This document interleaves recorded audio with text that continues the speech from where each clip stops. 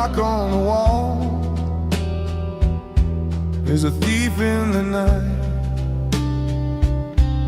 stealing the seconds and fading the light. We think we have years, that the road never ends, that there's always more time to make up with friends. But the silence gets heavy, the room feels so cold, when the stories you kept are stories untold. Oh, life is too short, it goes by so fast. You never know which hug is your last. The goodnight kiss might just last. So love the person you're with like no tomorrow. Save yourself from the weight of the sorrow, because it's too late to say goodbye. It's too late to pray for the chance to say the things that you wanted to say when they're gone. When they're gone.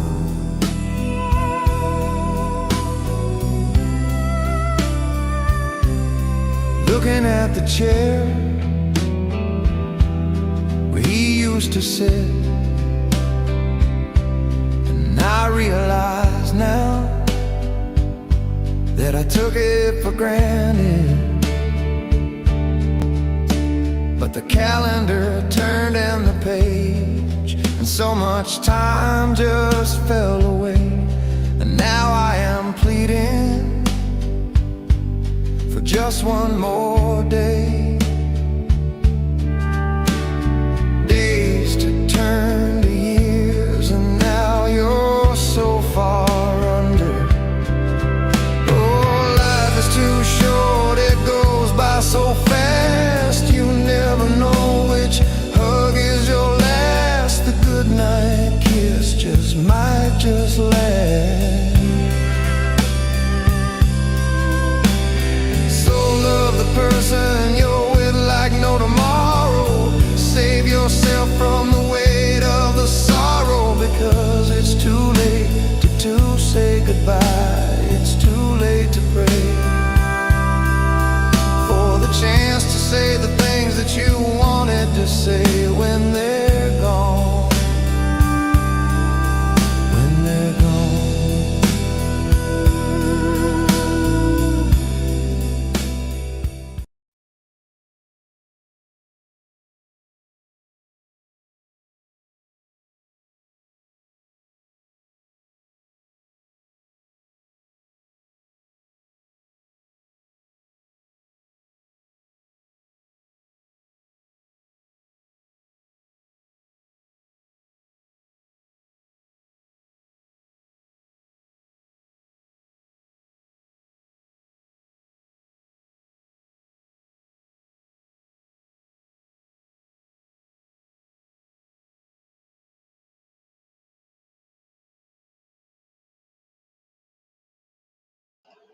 Audio check. Hey guys, good morning. Gotcha. Thank you. No, I had it muted. It mutes it when it plays the video, so sorry about that. At least I caught it right away. Good morning, good morning. I was just saying I'm letting the room build in. How is the audio? Any echoes? Yes, Mary's the co-host. Oh, and my other little co-host. Let's see. The microphone. Look what the new kittens did to the tree. It's trashed. If I'd have got the big one, they'd all have been hanging out in there. Okay, so no echo. Okay. You guys should have audio now. All right, guys. This is a video I didn't want to do. Probably going to get a little feedback on some situation. Exactly a year ago, we lost another expat just about a year ago. And he was a vlogger, and that would be Mark Thornton. Every man has a story. And, here is another expat that had medical conditions, but this one came on suddenly. So for those that didn't see the video or where I've been talking about Kelly, and he had a slip and fall, and I'm going to round it up to about 2 weeks ago. And he was in the hospital waiting for hip surgery. While he was in there, he caught pneumonia. So today I'm going to cover whatever can happen in the Philippines, or what could happen, might happen, or probably will happen. This guy just didn't have any luck, and financially it had him ending up in a provincial hospital, which I have some footage of that, which is going to be a little shocking for some. For those that have been to the Philippines, they know there's some really great hospitals, and then if you end up in a government provincial hospital, it could be really, really an eye-opener. And the staff there, I must say, tries their best. They got medical students in there, and this was just bad luck on the expat, not reflecting on the Philippines. I think the hospitals could use some improvement, but so can a lot of stuff in the U.S. So I can't actually, who's to say on that situation. But I'm going to cover a few things today. I don't believe George is going to make it in. He did an overnight at the family's house with his uncle, and they were doing some things. And so I thought he was going to make it in this morning, and he did not. So actually, I kicked him out of the house. That's what that song's for. No, the song was really dedicated for Kelly. It's When You're Gone.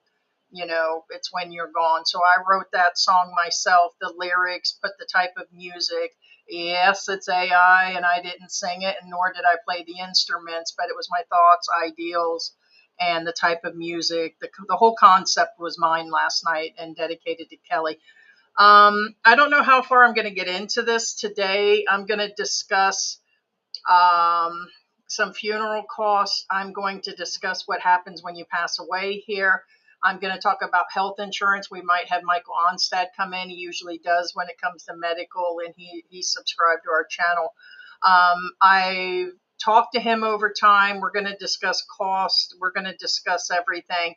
And then you have that Kelly left behind a very young wife, and she did her best to take care of them. And I tell you what, that must have been some stress all the way around. And I may say some things that may offend some people. And so, hey, that's what I do. So I know there's some things going on.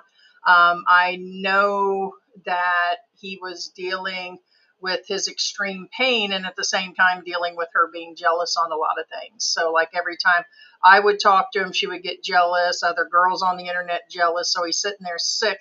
And then I found a bunch of her Facebook videos on her Facebook and her TikToks where she's laid up on his stomach doing TikToks during him, being super sick. So I thought it was odd, but that's what I'm here to discuss, is just the whole odd thing of what was actually going on. So once again, people are just coming in. Kelly, the expat, the Australian expat, passed away. He passed away yesterday. Now, as I'm to understand, and I could be wrong, because I'm sure people down the road will cover this now that, we're putting this out. As I'm to understand, and I'll put some of the footage up, is that he passed away after the surgery. So his videos, we were in contact probably 12 hours before he had passed away. He was always sending us messages. And well, let me get some of the scenery. Let's start out by just putting some of the footage here. Let's see. All right, the first one I'm going to put up, okay, is there was a fire less than 48 hours ago in the hospital.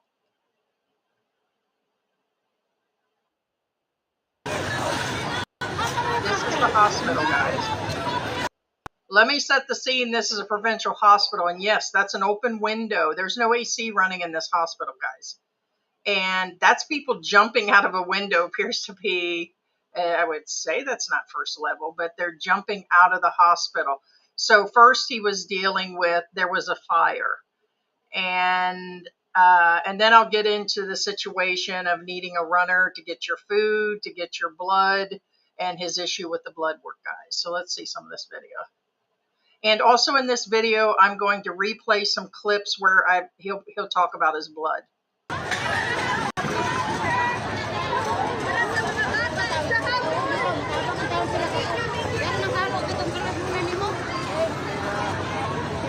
Dali, Bonnie. Jumping. Well, they're basically. But look at them hustling.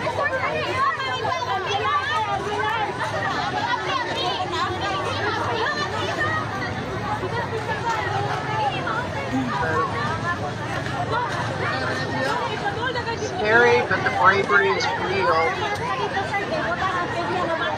Bravery. One second, guys. You know, I think this comes second nature to Filipinos. That's why they make such good nurses. That's why they're good in action. And I think it's just like in their blood or something. It's kind of not a, I don't want to use the word passive about everything. They're so ready. It's just like secondhand for the Filipinos.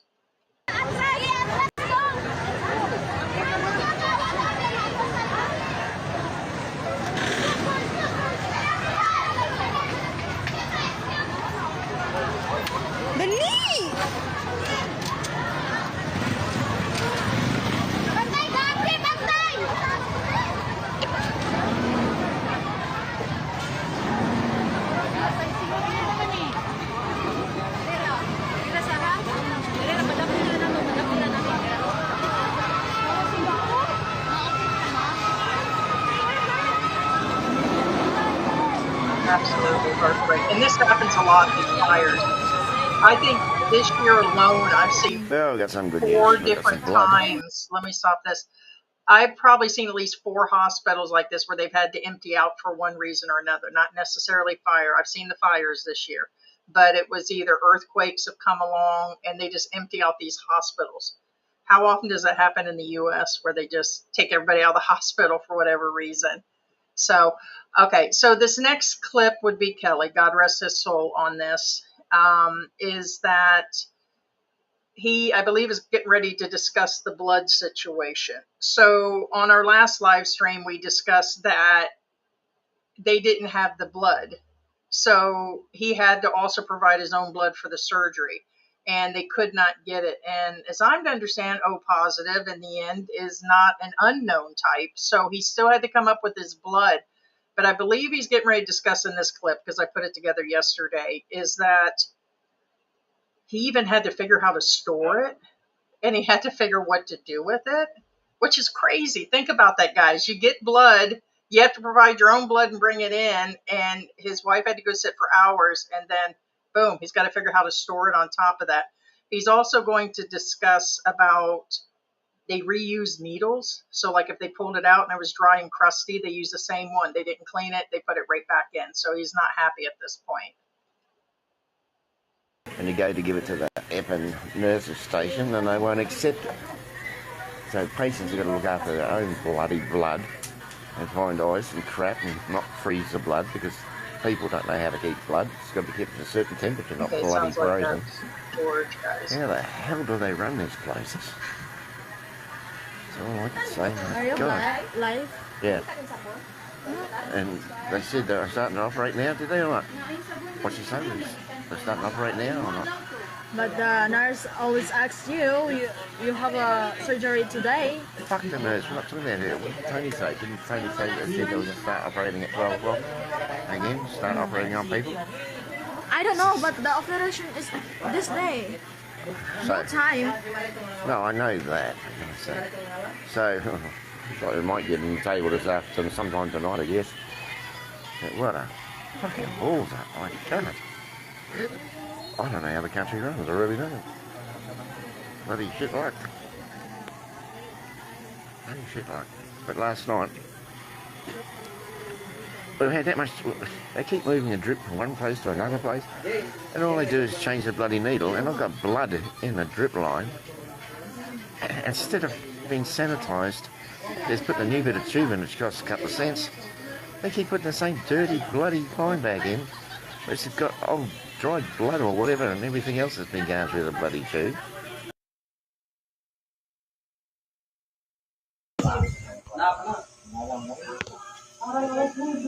All right, sorry about that on the editing. All right, so in that clip, you heard him discuss about the reuse of needles, and also his arms were torn up from top to bottom.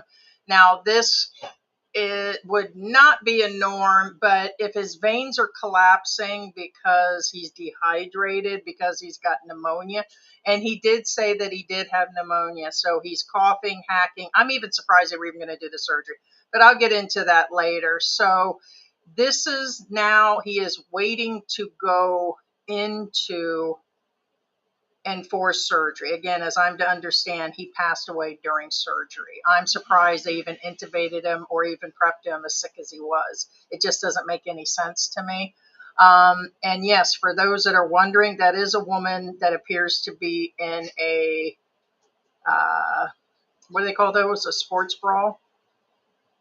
Usually those are, well, I guess some people do exercise in them. So, but anyways, it's hot in the hospital, guys.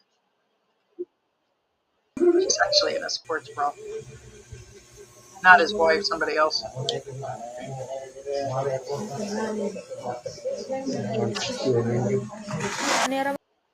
And I want to let you know that Kelly was 69 years old. As I'm to understand, there is about a 40-year age gap with his wife. So he had discussed with me some how he had been divorced a few times. He does have a daughter, an adult daughter that lives in Australia.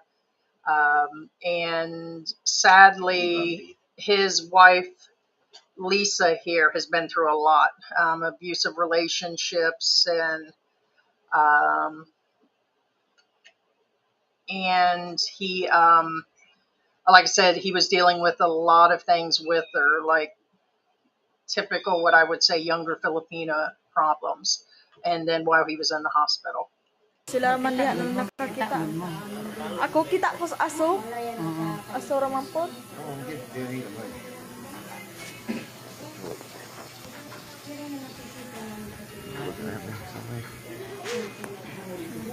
Oh shit.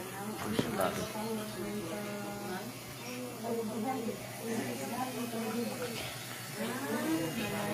I don't know. I'm still bloody waiting. It's about 10 o'clock at night, is it? What's the time?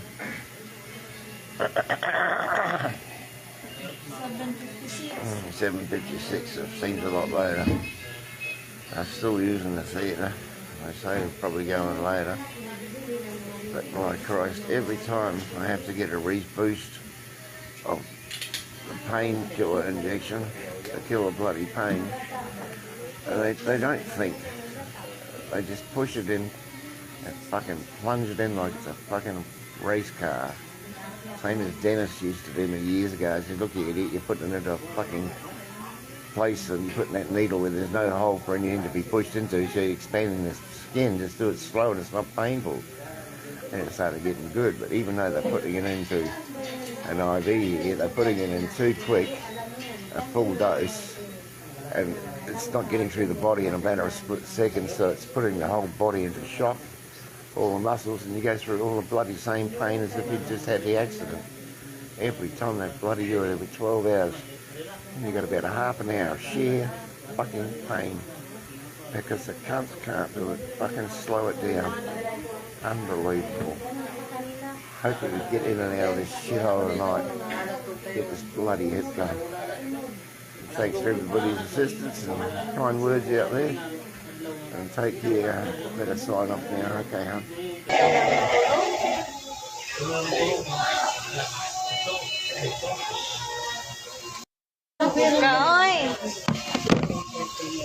Bang it.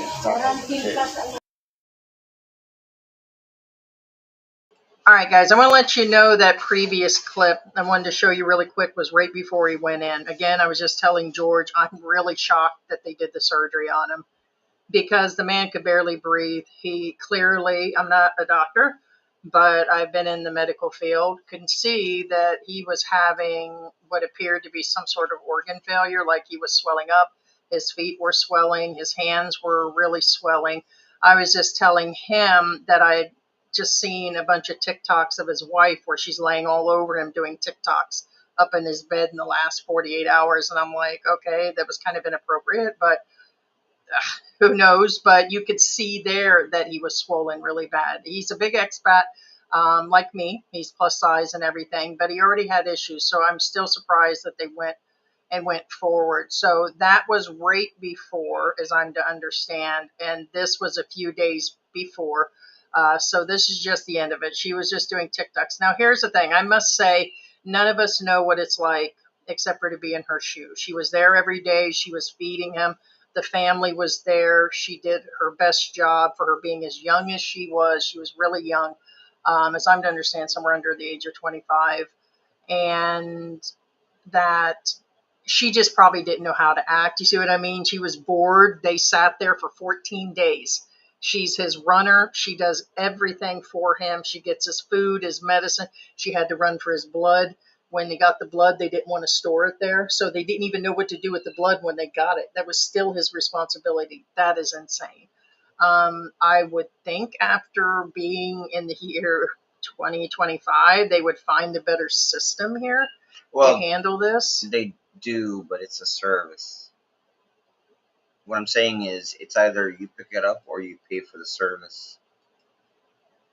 Down here in Angeles, it's Jet Force, but I don't know where he's at. Well, I mean, in his area, of course, obviously, it's a different service. Yeah, every area was. Yeah. So I have one other clip of the hospital I'm going to play here in a minute, but so there's so many different things to discuss, down to funeral arrangements, down to cost, paying up front for the hospital. So I'm trying to figure out how I want to go through this. Let me show a real quick clip of the hospital itself to give you an idea of provincial. That's what I was going to. Yeah, that just came in. Let's see. Because I have a list of some of the hospitals itself. Like some of the better hospitals, like when Michael Onstad, he has a Facebook group, he was discussing the hospital that he would go to would be St. Luke's. And I would agree, except for St. Luke's, it would take us, an hour and 20 to get there. In traffic, an hour and 30, 2 hours. Yeah, I mean, it's not, again, in the Philippines, it's not about distance, it's about travel time. It's really not that far. However, I mean, from Angeles City, but it's like about 2 hour drive from here, not because of the distance, but because of travel time. Isn't she cute? Oh, she's such a good girl. Yeah, no, it's Sarah, the new kitten. She's such a good girl. She's been using the cat box. But so some of the good hospitals here that are in the rankings is St. Luke's. Is it Chungwai or Chungua? Chungwai. That's all. I am just pronouncing it. Medical City Clark, which is the offices I go to now. That would be our preference. Cardinal Santos Medical Center and Asian Hospital Manila. Okay, understand that if you're used to certain standards of hospitals in the West, these will be as comparable. I know some equipment's outdated at Medical City. It would be St. Luke's. That's probably the most up-to-date and connected. Also, I'll get into some of the costs later about keeping the insurances and everything, but you're going to have to pay up front for these hospitals. I'm going to tell you that right now. You're going to have to pay up front. And some will take some will actually take the insurance and pay if you have the right one, but usually they want cash deposits, probably 10, 20, 30,000 pesos, which is about $500 US. Some will take credit cards. When he was at this hospital, they actually told him he needed to bring the cash. That's crazy because he couldn't walk or move. So then I guess it'd be up to his wife. So then you would have to have her go and do it. So the trash is not disposed of, especially during the pandemic. And we told you guys there's a problem with waste disposal here in the Philippines. So now they are building a newer facility. The last footage I seen of that, it didn't seem to appear that it was completed yet. I knew they started building it a few years ago. So, um, um, so Michael Onstad and others have said if you can avoid it, don't use a provincial or public hospital. It would have to be a last resort. For like you have no plan, no nothing going on, not a lot of savings. Understand that cash is almost a must. Somebody started telling Michael that they're like, oh, well, what would you tell people with a credit card? He says, yeah, the machines are down most of the time. The chances of it going through or rejecting is pretty good. So you're going to have the cash anyways. So a lot of people are like, well, here's my medical plan. I've got a credit card from the U.S. Then you find out every 6 months, like our bank, we had credit cards and debit cards. We had to call every few months to say, hey, I'll check it out. What you doing up there, Sonny? Sonny, or the Grumpy, new kitten, yeah. Grumpy. Yeah, Grumpy Cat. He's not grumpy. He just looks I grumpy. can't tell male or female. This is one that was outside a few days ago with the other cats. And so this one, I don't know. I'm starting to think, yeah. Well, I think he's male. So, is it most of the yellow cats that are all yellow male? There's some theory about, you said that all calicos are female. I haven't seen a female one yet. But yeah, they all seem to be male. I'm pretty sure there's male versions, I'm sure. Oh, look who's the babysitter, though. Oh, yeah. Always have a runner, especially in provincial or public hospitals. Always have a runner. Like if you go to St. Luke, you probably don't need a runner, but if you go anywhere else, I would say 80% chance you'll need a runner. You can touch my cup that came in when you were. This is a Starbucks cup, by the way, guys. It's the peppermint coffee. Go ahead and try. You can put your lips on there. I'll tell you where my lips were last night when you were gone. Let me tell you a story about the monkey, me, and the neighbors. We had a popcorn party. So anyway, yeah, try to have that cash. And more so than not at most of the hospitals, which sometimes that's when it's good to have the insurance because there'll be regulated prices. Prices go up for expats. Michael Onstad and others have said on a regular basis, the prices go up for expats. And so that's why dealing with the provincial hospitals or the government hospitals that aren't private, but private hospitals can gouge you too. There's one right across the street from us here that's been known to gouge Filipinos all the time. So people say, oh, it's not because you're an expat. I promise you they will find 101 tests. I told you, it seems like they were doing usually extras. They do tests, for example. Like the U.S., they do that in the U.S. In AU, personally, I know of this.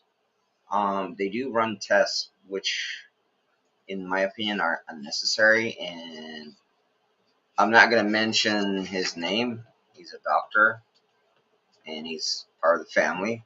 But anyway, what I'm saying is that he quit that hospital because of such practices, because he doesn't believe in it. What I'm saying is it is a real thing that they do charge you for tests, that even though a doctor doesn't need to do like an EKG if you have a broken leg, that kind of deal. I mean, that's an obvious like big contrast. I'm saying that I'm surprised they didn't do a bunch more tests knowing he had pneumonia and they're about ready to put him into major surgery. Like, they checked my heart, they did all that, and I see that. And doctor offices will bring you in all the time in the U.S. So nothing really changes when you get here. Just the actual hospitals, like the provincial one, really gets scary. Now, people keep asking us, what do we feel would be an amount of cash to store away? Probably 40 or 50,000 U.S. Because anything major, you could blow through 20,000 U.S. dollars just paying for, stents or other things going on. Then you're going to need some shit money to get back to the U.S. You're going to need 40,000 easy is a good ideal. Now, I will let you know, I've discussed this. We always said we had around 60,000 US when we came here, but we are going through it like water. Medical issues took up a bunch, and just expenses we didn't expect to actually have. Cost of living going up, and so 40,000 would be a good starting point. Not that people will actually come with that. They tend to lean on credit cards and everything. So, but yes, this government hospital that Kelly was in has been ridiculed. There's been defamation against them. There has been complaints. There's all kinds of smearing of the hospital name, but there's been a lot that actually goes on. Since I've been talking to Kelly since he was in there, he's definitely unhappy. Understand he is sitting in a room with probably 8 or 9 people in a bed, a small room, no AC. They finally put sheets up around him. They didn't initially do that, and everything was outdated. His IV setup looked outdated. Everything was outdated. So basically, in my opinion, it was short of like war. I mean, like being in a battlefield almost. I mean, everything was really, and pretty much isn't that where they have to go if they're on PhilHealth? Because a lot of people lean into PhilHealth, which is $300 or $400 a year now for expats. Expats wasn't able to get that insurance years ago, but now you can get PhilHealth. So Well, you can and it pays use 20% of it. PhilHealth, like for example, AU takes PhilHealth, and it does take a good chunk. I thought it only paid 20% or 30%. I forgot what the amount is. The amount actually varies as per condition of, for example, if let's say heart failure, it may cover up to 70%, but let's say you're having like a pneumonia, it may cover 30%. It varies. There's a sliding scale of how much it will cover. Again, I'm not a doctor nor am I insurance adjuster, so I can't tell you exactly their sliding scale, but it varies. It varies. Good morning, Slick Rick. Good morning, Ted. Good morning to our members. We appreciate you guys being here. It's more than heartbreaking. I had a good cry yesterday. I spoke with another expat that has a YouTube channel, and I was like, I seen there was a weird post, and the post said he's gone, and I'm like, oh no no no no no no no! Don't tell me he's gone. And I had a really hard time yesterday.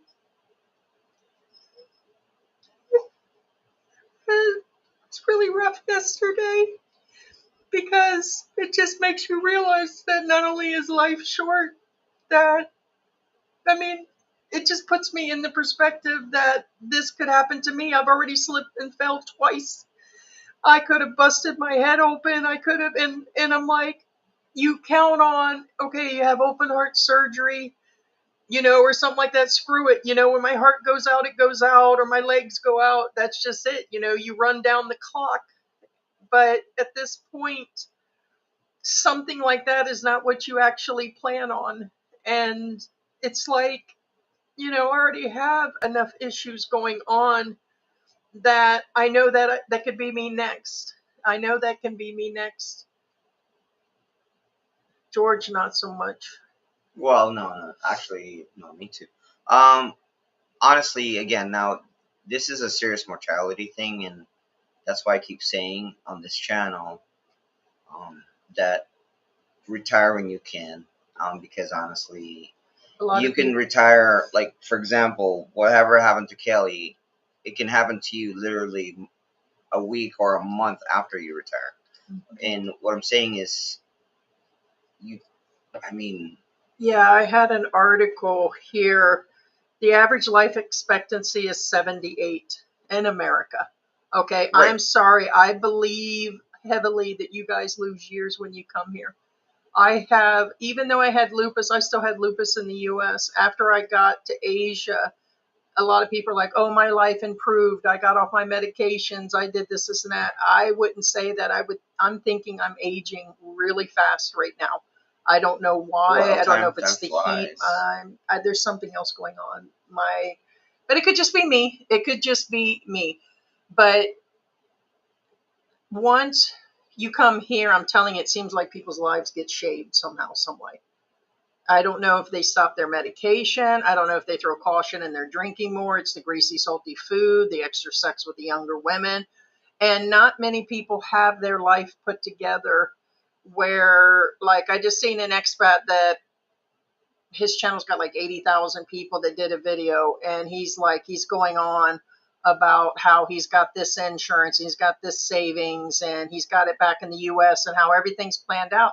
Yeah, but he could slip and fall and something could happen and then it could eat up all the savings. And there's so many things that could go wrong even if you actually plan.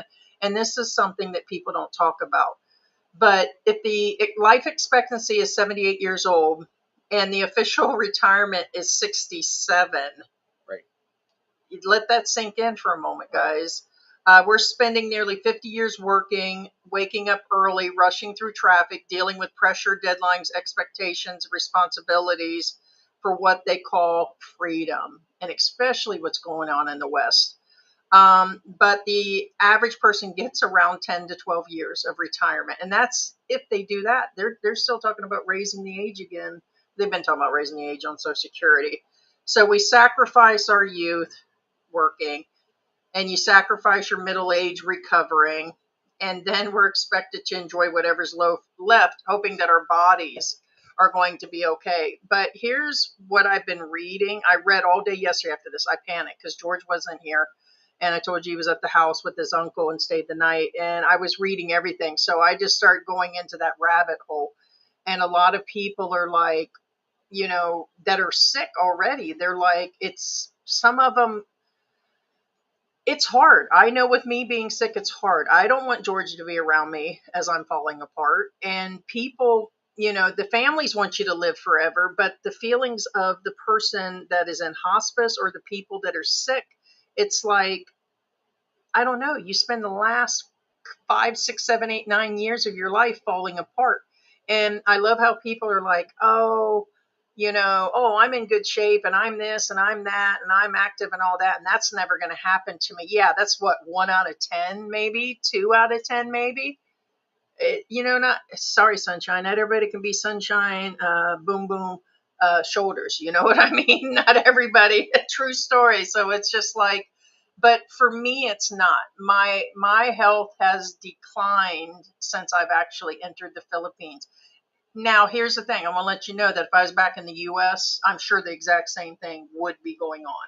The steroids would be getting me. I still wouldn't be active. This is going Well, on. actually, I'm getting the get treatment, more pills than which I don't believe ever. I need. Yeah, they would have gave me a ton of pain pills, and I'll pass on that at this point. For good reasons, but they tend to over medicate you in the U.S. is what I'm saying. I would just be sleeping all day. With the medications they had me on before I got here, I'd just be sleeping all day. So I don't want to sleep all day, sleep my life away either. So Yeah, and again, like a reality check for you guys. For example, Ted. Hey, Ted, how you doing? In November, um, Ted fell and he broke his ribs and it tore his lung, and that's a very painful and actually he's still recovering from it. And what I'm saying is, you have to remember, there's a chance. I mean, God bless that Ted is okay, but there's a chance that, let's say, for example, you fell. Let's say you're Ted. You fell. Your ribs tore your lung. Nobody's there to help. You're immobilized. Something fell on top of you. You're done. And what I'm saying is, accidents are, yeah. if you can retire, retire now. Again, I don't get anything from this, obviously. Neither does Heidi. And we're not saying it because we get anything out of it. We're just saying it because from just having this channel, all the research and everything that we've been doing, most of the time, the people that retire do full retirement. They croak within 5 years of their retirement. Seems to be that. Yeah, it's a real thing. And actually, I've known this a long time ago because, Filipinos obviously, like, they talk to each other and all that kind of stuff. And that's what they always talk about. Like, yeah, she was strong. She was like, she's always this, always that. And she retired, and then 3 years later, she's dead. It's the same old story for us Filipinos. Like usually, um, it's kind of like a half joke with Filipinos. Yeah, you know, they retire and then they die. You know what I'm saying. And I've known this in my side for a long time, but since we've had this channel, my well, it's not these are, I would say, quasi facts, only because of course it varies and it's not, it changes, but the for the most part, a lot of people, once they retire, they don't have much time left when they go full retirement. Yeah. Ted is asking about the policies of autopsies. It's usually the same as the U.S., as I'm to understand, violence or something. Yeah, there has to be probable cause. But they do them. They'll probably do one on him, being there were so many things going on, and it's up to his wife also. Like, they have to get her permission and do all Yeah. of that. And like I said, his adult daughter is involved. The cost, though, seems to be fairly reasonable. It's a couple thousand pesos. Yeah. 1,000, 2,000 at that hospital is probably going to be about 1,000. And but understand, any of those bills, it's not like, well, they can still take your house and crap in America to pay for a bill, but she will be solely responsible for that bill. So he went ahead and had the surgery. As I'm to understand, I don't know if it happened or not, he had made probably half of that on the GoFundMe, and thank you everybody for that. That helped for your him. help, and that helped him, and whatever's left, obviously the wife will leave. Well, they went ahead and did it. The sister helped finish up the rest of the costs, so they had already acquired that. So, but I'm sure there's going to be more, because the medicine alone was around $40 a day, and then there was other expenses for being there. So I'm sure that she's going to be left with the bill. But sorry, go ahead. No. Something else to give you an idea of cost, beings we're in this, is the average funeral in this area. Kind of give you an idea, can be 8,000 up to a 500,000 pesos. But the basic 8,000, maybe to 10,000, which is around $200, is its basic pickup, basic That's cremation. Yeah. Bare minimum. That's not a showing. That's nothing. But then they could be super elaborate, days of, being at the funeral home and all of that. Now, a lot of people have asked about the repatriation. Some people want the family back in America once the body's back and everything. Somewhere around 1,000,000 pesos for the whole setup and stuff, which is about 20,000, 17 to 20,000 to have something done like this. Special storage, the flight. It might become less, of course, if it's ashes or something, of course, and all of it's going to vary. It's all going to vary. All vary for province. Right. And basic cremation, if you're not Heidi, is about 12,000. $1,200 US, or about 65,000. For me, they're going to charge double. So, yeah. Now, just roll me in the lake with the gators. On the human remains part, since we're talking about this again, I'm sure I'll get a lot of flack for this one. Hashtag cancel George in advance. Now, if you're gonna take, for example, even if it's ashes, if you're gonna go the legal route, you will need a special permit from the Philippine government to allow the ashes from the cremation to enter the country through customs. Now, that's the legal route. Now, the not so legal route, you're on your own. I can't really say anything on that. Honestly. You're talking about bringing them in. Yeah, bringing them. Now, okay. Bringing out, it's no different. What I'm saying is, you can't just go in a plane with an urn in your hand. Now, you may need a special permit for that too. Not with the pesky old camera things, X-rays. Right. So, again, if you want to go the not so legal route, that's all up to you. I wash my hands. I'm not going to tell you how to smuggle a cremated body. right? Just I'm figure it out. It's not that hard. But Yeah. anyway. yeah.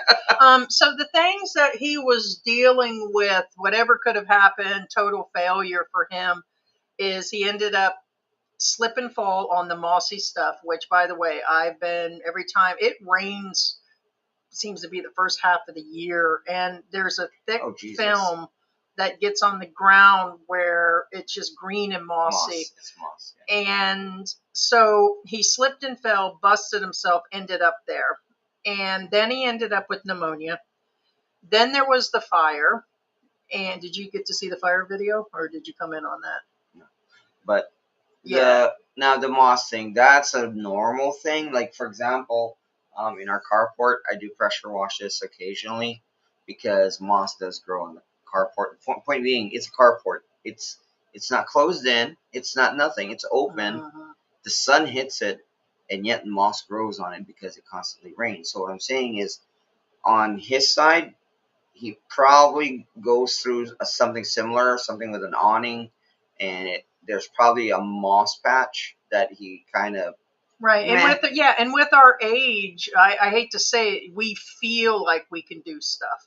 These guys get here and they get some sort of superpower and no, stuff. we all so feel it's, like we're 25, but our body can't keep up. right. And so I get dizzy, I misplace. Like George will see me, I get going really quick on everything, and I get excited or just wound up, and then boom, something falls. How many times a year do I break glass here in this house? I'm constantly breaking stuff, No, shit. and I really do. And it's like, but for him, it just could have been. He could have been. He's not a spring chicken, but he's not. But we just get off balance, and we're just not the same. So he had the pneumonia, he had the fire, the blood issue, the storage of it and everything, and then he had the surgery and then passed away. And you know what that means?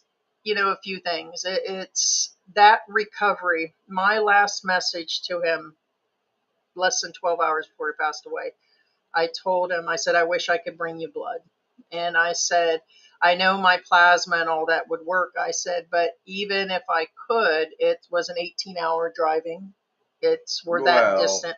And I'm on steroids and I'm on aspirins and my medication. Both of those I would have to wait weeks to clear that from. 18 hours is everything's perfect. Right. That's if everything's Yeah. perfect. So I told him that you do realize not only is hip surgery extremely painful, really painful, but it's going to be months, if not a year, in recovery of constant therapy.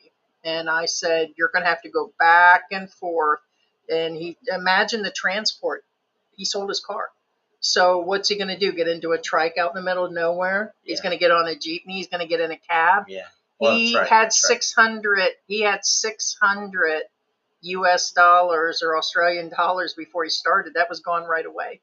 So there's so much going on. So #cancel Heidi was probably the better thing, that he passed away peaceful. He was in so much pain. He was hacking and coughing. I think they chipped his teeth. He was discussing that they did something and broke his teeth, or there's something where it broke one of his front teeth and it was cutting his mouth constantly. So the poor guy just went through everything. So when they say it's your time, it's your time, because the recovery, if you already had pneumonia, my guess also with the broken hip and things going on inside, he might have started to get an infection.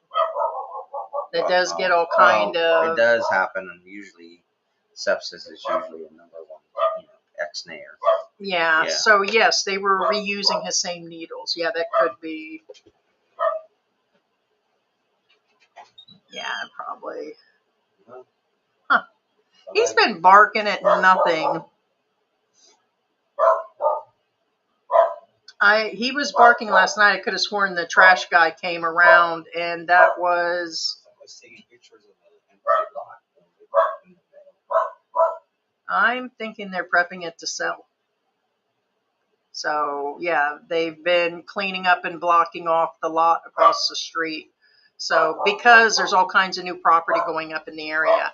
We live probably less. How long? What are we? About a mile? Not even a mile from the new store, George?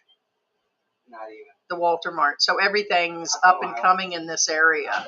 So we're by the interstate. We're in a really good area. So I bet you somebody buys that and turns it into an apartment. They'll build something that'll go up like these other ones have. So, but I don't see a sign yet, though.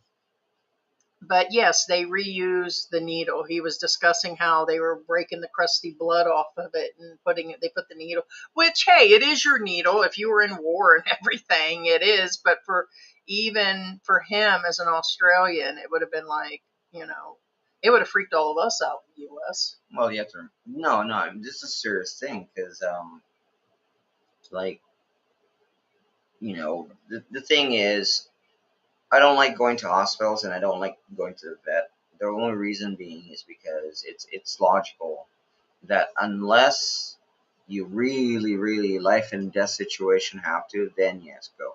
But if you can skirt around going to a hospital or a vet, I say vet because we have a lot. Yeah, a lot of Filipinos vets. don't run. We did back in the Yeah. U.S. because we have insurance and because, it's not getting any better now in the U.S., but 5-6 years ago, at the drop of a hangnail, I was calling my doctor because of my lupus and other conditions. So we were prone to just go no matter what, and they were Well- glad to take the cases. Well, that's the thing. Like, if you go to a hospital, you have a higher probability of getting sicker. Yeah. And same thing with your pets. Like, for instance, like parvo. I'm just going like with a simple, relatable thing. Parvo, for example. They can douse the area with alcohol and they could still get it. And that's why. You'd clean for months. That's if what I'm that saying. happens, You can take, and guess what? Guess how many parvo patients these vets get? yeah. You know what I'm saying? And what I get it, humans don't get parvo, but point being is when you go to where people are sick constantly Yeah, and you they cough go it. in, you have a very high probability. The hospital it's NOPH, Negros Oriental Public Hospital. Yeah, somebody took that E out. Yeah, so there's says- only, it it's says in Engros. Dumaguete. If you're trying to get a better idea, they consider it Dumaguete. Good morning, Lucca. Yeah, reusing needles, yeah. Yeah, speaking Negros of Public, yeah. shorter life, I There- got you something. Oh no, I got you something. we're not coming home yesterday. You didn't get one of the, oh, you got a Violet Crumble. It's from Australia. That is so Aw. good. That is so good. Aw, yeah. And I'll take one for the team later, guys. I got my bubby some heart attack sticks. No, actually, that's not so bad. It's actually chicharron, which is higher protein, better But than this the is chips. the chicharron with meat on it, a lot of meat. You only got one, bitch? Whoa! I still Pump the think brakes. about you. I'm not here to kill you. I'm trying to. That's just a treat. After yesterday, every day is a party. Oh, there you go. So, I know. Yeah. And here we are talking about medical issues. Here's another thing. It seems to be, we've discussed this, a lot of people stop their medical treatment, though. They heart meds, they stop different things. I was saying, God rest his soul, Mark Thornton passed away about a year ago, left behind a son, a whole entire discussion. He had some issues in his area, not getting along with expats, all kinds of things. And everybody's like, oh, yeah, boo-hiss, you guys hate him. No, that wasn't the issue. And here you guys are promoting this guy. No, not really. There's a big difference in these two guys. This guy had an accident and didn't expect to. And he did try to plan. Life happens. And he was just living his life just like Mark Thornton was. But Mark was also taking hormonal injections, stopped other medications. He came here with valves in his heart and suicidal tendencies years ago. And he kind of put himself in a boat, including having a child and leaving a young child and wife behind right before this all happened. And he, what can I say about Mark? Except for he's another expat that passed away due to medical conditions.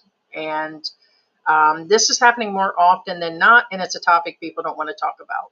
Yeah. Now here's the thing, and actually I just said it to Heidi during this live while the clip was playing. Yeah, St. Luke's is really good. Now, here's my belief. This is an opinion. Okay, it's not a medical statement. I Good don't morning, know the full Sperling. situation. Good morning, Cindy. Good morning. Now, Good morning. Kelly, the Australian guy. Now, to my understanding, that he passed away under the knife, which means in all probability he's asleep. Yeah, And I trying to. told Heidi, well, at least when he passed away, he was at peace. That's what yeah, because that was going to be a long recovery. He had pneumonia. There was a lot going on when he passed Yeah. away. Now about Mark. Okay. Now keep in mind, this is not against Mark. It really isn't. Yeah, no. Because honestly, I'm gonna tell you right now, the way that Mark passed is the way, in my opinion, I want to pass. What I'm saying is, I'm gonna be honest with you. My theory, I'm gonna tell you right now, this is an opinion, and it's not against Mark, because again, this is how I want to pass. Is Mark, okay, obviously he's not young anymore. He has taken TRT. In all probability, he's taking the V pill. I'm going to hell. So what I'm saying is, if he's taking the V pill, in my opinion, he probably passed away in what Filipinos say, namatay sa sarap, which means he passed Heaven away. tastes like ice cream. Yeah, while he's Licking the cone. eating his ice cream, so to speak. That's when he passed away. That's what I thought. Like he had a heart attack, like while doing the deed. If that makes any sense. And I'm gonna be honest with you, I think that's how he passed. It's my theory, nobody else's. I Oh. said I'm going to hell. Oh. So, we. Oh wow. We So what I'm saying is, again, it's we keep getting messages. I don't know if you guys do on Facebook, where you get the scammers from Nigeria and other ones, or the ones that come in and say, "Did you hear about this, and that?" And there's a letter, and it's kind of religious, but it's not. And then they want you to click on a link, and they're trying to tell you about something. They start out the same way. They'll come in and say, like this one, "Oh, how are you doing? How are you doing lately?" None of our people contact us like that come through Facebook. They always say, they come in with something different about the Philippines. We can tell the difference. This person I knew was a scammer right away. So they're like, "How you doing?" And I was like, "My husband died yesterday." And they come back and they're like, "Oh, sorry, deepest condolences," and they went away. well, I had somebody contact me yesterday. In all probability, it's true, because she was a Nigerian princess. So Oh, please. it's not a Nigerian prince. So this can't be fake. Just saying. Yeah. But something else I want to discuss, moving on to the next thing, is that he was in there for 2 weeks. Again, understand you're going to have a runner. They're going to have to go for medicine. They'd be the one with the pain meds afterwards. And that's another thing. They somewhat was under medicating him. So in other words, they're more cautioning on the side of safety due to addiction and everything. And he kept discussing that they would go long periods. And I get he's in pain, but sometimes once a day, twice a day. No, on that's pain about meds. right, because they take They let you hit a button every 4 hours in the U.S. So no. See, that there's a difference there. No, here the doctor himself has to pay an astronomical bill every year to keep. for Yeah, meds. no. Point being is they'll try to under medicate you if possible. Not because they're dicks. It's because it's the way the system works. Yeah, well, and on top of that, but just understand, if you guys are looking for top of the line, then you guys need to live. If you're that worried, you're gonna have to live near St. Luke's in Manila. Go to like Makati or Greenbelt area. I think they call it Greenbelt, in an area Yes, where Greenbelt. Yeah. if you got the money to actually do it, or over here and be near Clark, that's exactly why we're this close. But in an extreme emergency where I would need immediate, I don't even think we'd even make it. We'd be right across the street. It's a private hospital across the street, but that's the one where they still make people sit outside waiting to get into the emergency. Well, here's one of the myths kind of break in, and what I'm getting at is, what I'm about to say is not the myth. I'm saying this goes against the myths. The reality is, if you're in the Philippines and you want Western service, you pay Western prices. That includes Now, this is where it kind of gets grayed, only because of the new situation in the U.S. If you want to, for example, you go to St. Luke, you're going to pay U.S. prices. Good However, morning, that's assuming, okay, that St. Luke's in the U.S. haven't changed their prices astronomically. But point being you will pay, is, yeah. the general rule is in the Philippines, if you want Western services, you have to pay Western prices. It won't quite be Western prices, like Michael was It'll saying. be a little. If you spend lower, a but- $500,000, like a lot of the insurances, Michael was discussing, like one of the best policies here, if you can be insured, would be Pacific Cross. Somewhere it could average $300 to $600 a month, give or take, for certain policies.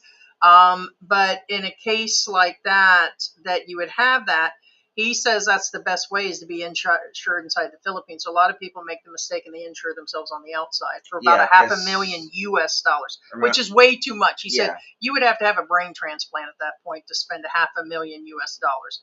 Heart surgeries probably range, I'm just going to take a wild guess, it was 30 or 40,000 US. If you went to the US, that would be 400,000 or more. Not So, to mention, it mostly only applies to the U.S. right. So then you're over insured and then you could be overpaying. But you come here and then for me, that is still high, especially when I'm a self-pay. Nothing may happen to me for a long time, but it's like, it also has to be in your budget. And for me, I'm practically uninsurable because of my weight, my size, my lupus, my cancer, all these other things that are hitting me. It's just like I'm a walking, situation. So, Lucas says, when you move to the Philippines, you got medical conditions, please check out the hospitals near you and visit them. Yeah. And see how the services are and be prepared. Yeah, have a plan A, B, and C. And believe me, yesterday I came up with a plan C. No, and Trust and visit believe the it. hospitals. I mean, what I'm saying, while you're healthy, so you know what you're up against, how to travel there. Not to mention, that also tells you, for example, if a grab, like say if it's not like life-threatening, if you can even take a grab there, you know what I'm saying? Yeah. Because again, remember, that's why I don't have anything against living in the province. I really don't. The issue is Convenience. convenience. Like, or if they can get to you, or if you can get out when you have to need to. So here I'm replaying the fire that he dealt with less than 24 hours ago. Well, he passed away yesterday. So this was like right before this, within a day of the surgery. Poor guy. Dali! And notice how the people are coming out of the window. Look at him get out. Dali!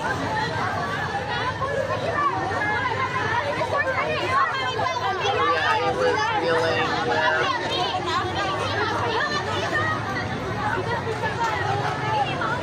yeah, so that give you an idea. They had a fire. I want to say that it was, they announced he passed away yesterday, and I have his death photo, okay, and at the hospital I cannot show that.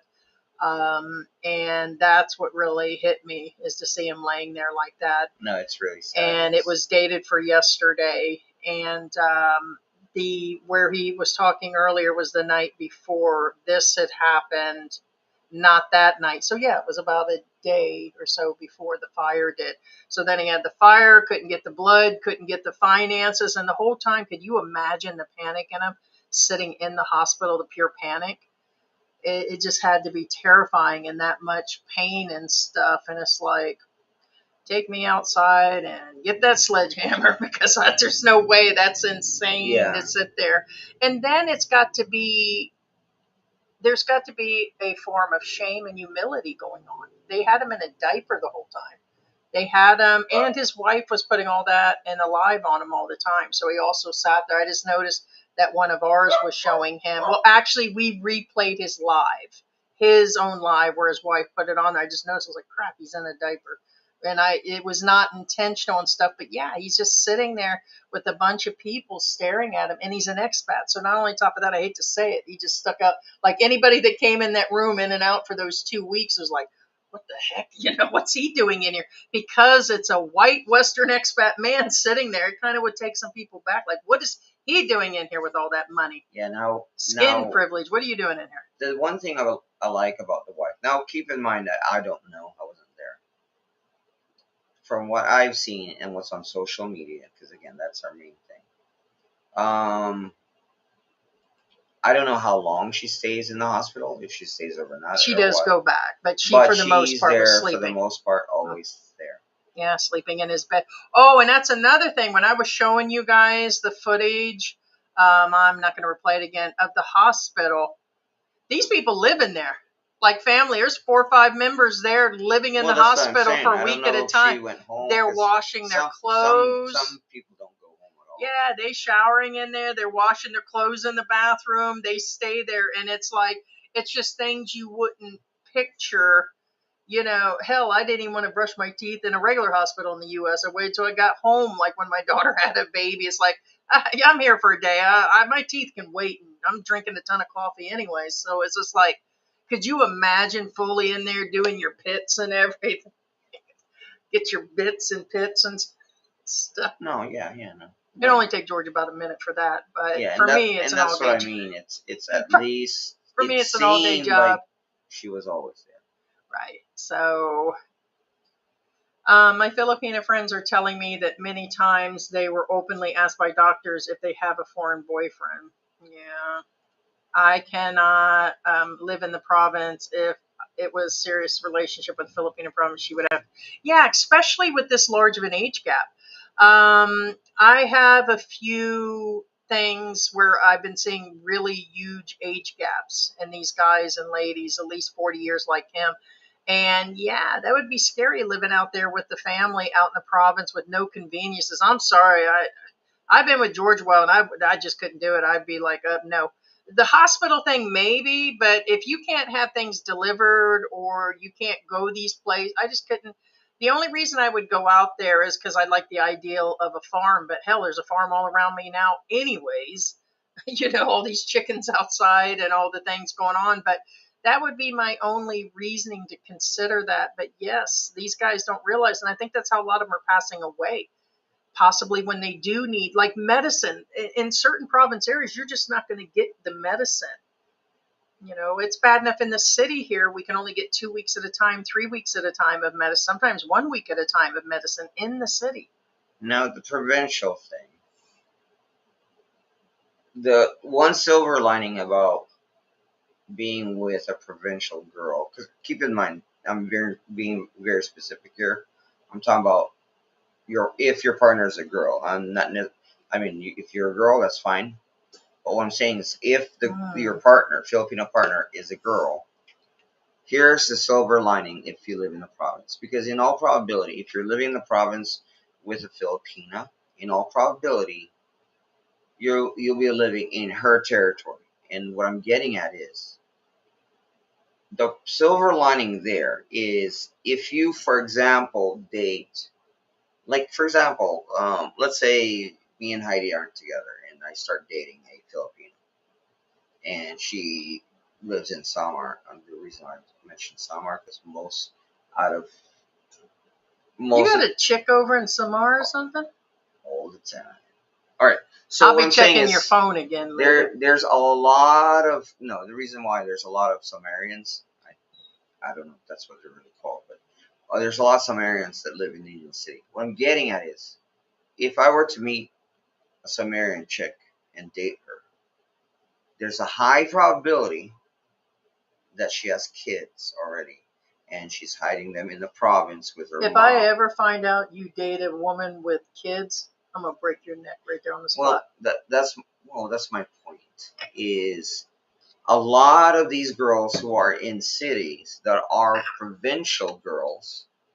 Again, nothing against provincial girls, but most of them do have children and they are in the province. So what I'm saying is, if you're in the province and that's their territory, at least you would know that they're kids. Maybe. I say maybe because sometimes they say, "Oh, that's my niece.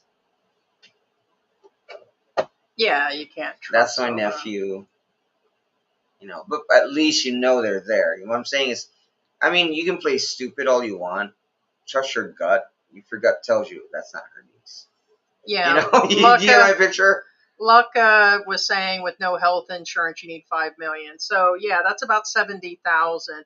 I bet you 1-2% of these expats would even come with that kind of money. A lot of them are desperate, horny, after the women, coming to drink, coming to live their best life the last 5 years. Can't blame them on that.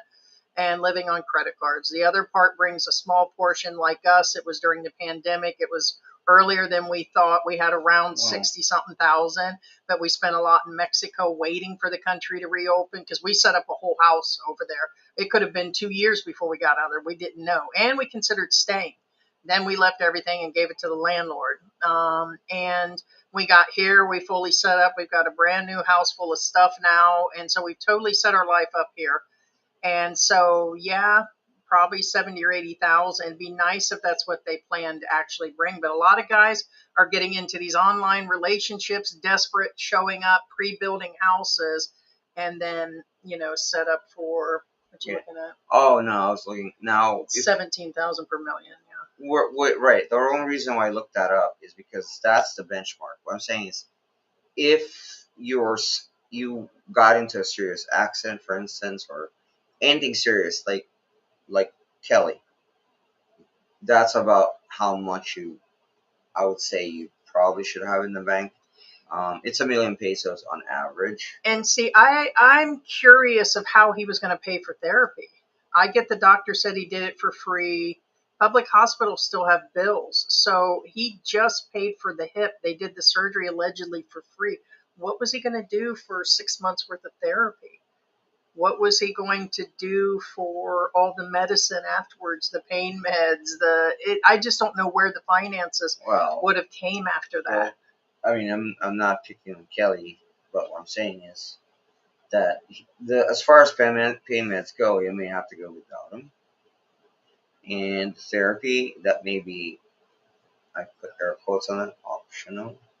Well, he would have to do some. Or, No. Or he would just be sitting in a chair. They'll There'd probably be instruct him. So here's the thing. If he's lucky. At this point, he pretty much was just trying to get out of pain. He might have been stuck in a chair forever, is my thought. Right. And he's a big guy because I was telling him in my message that it's going to be painful.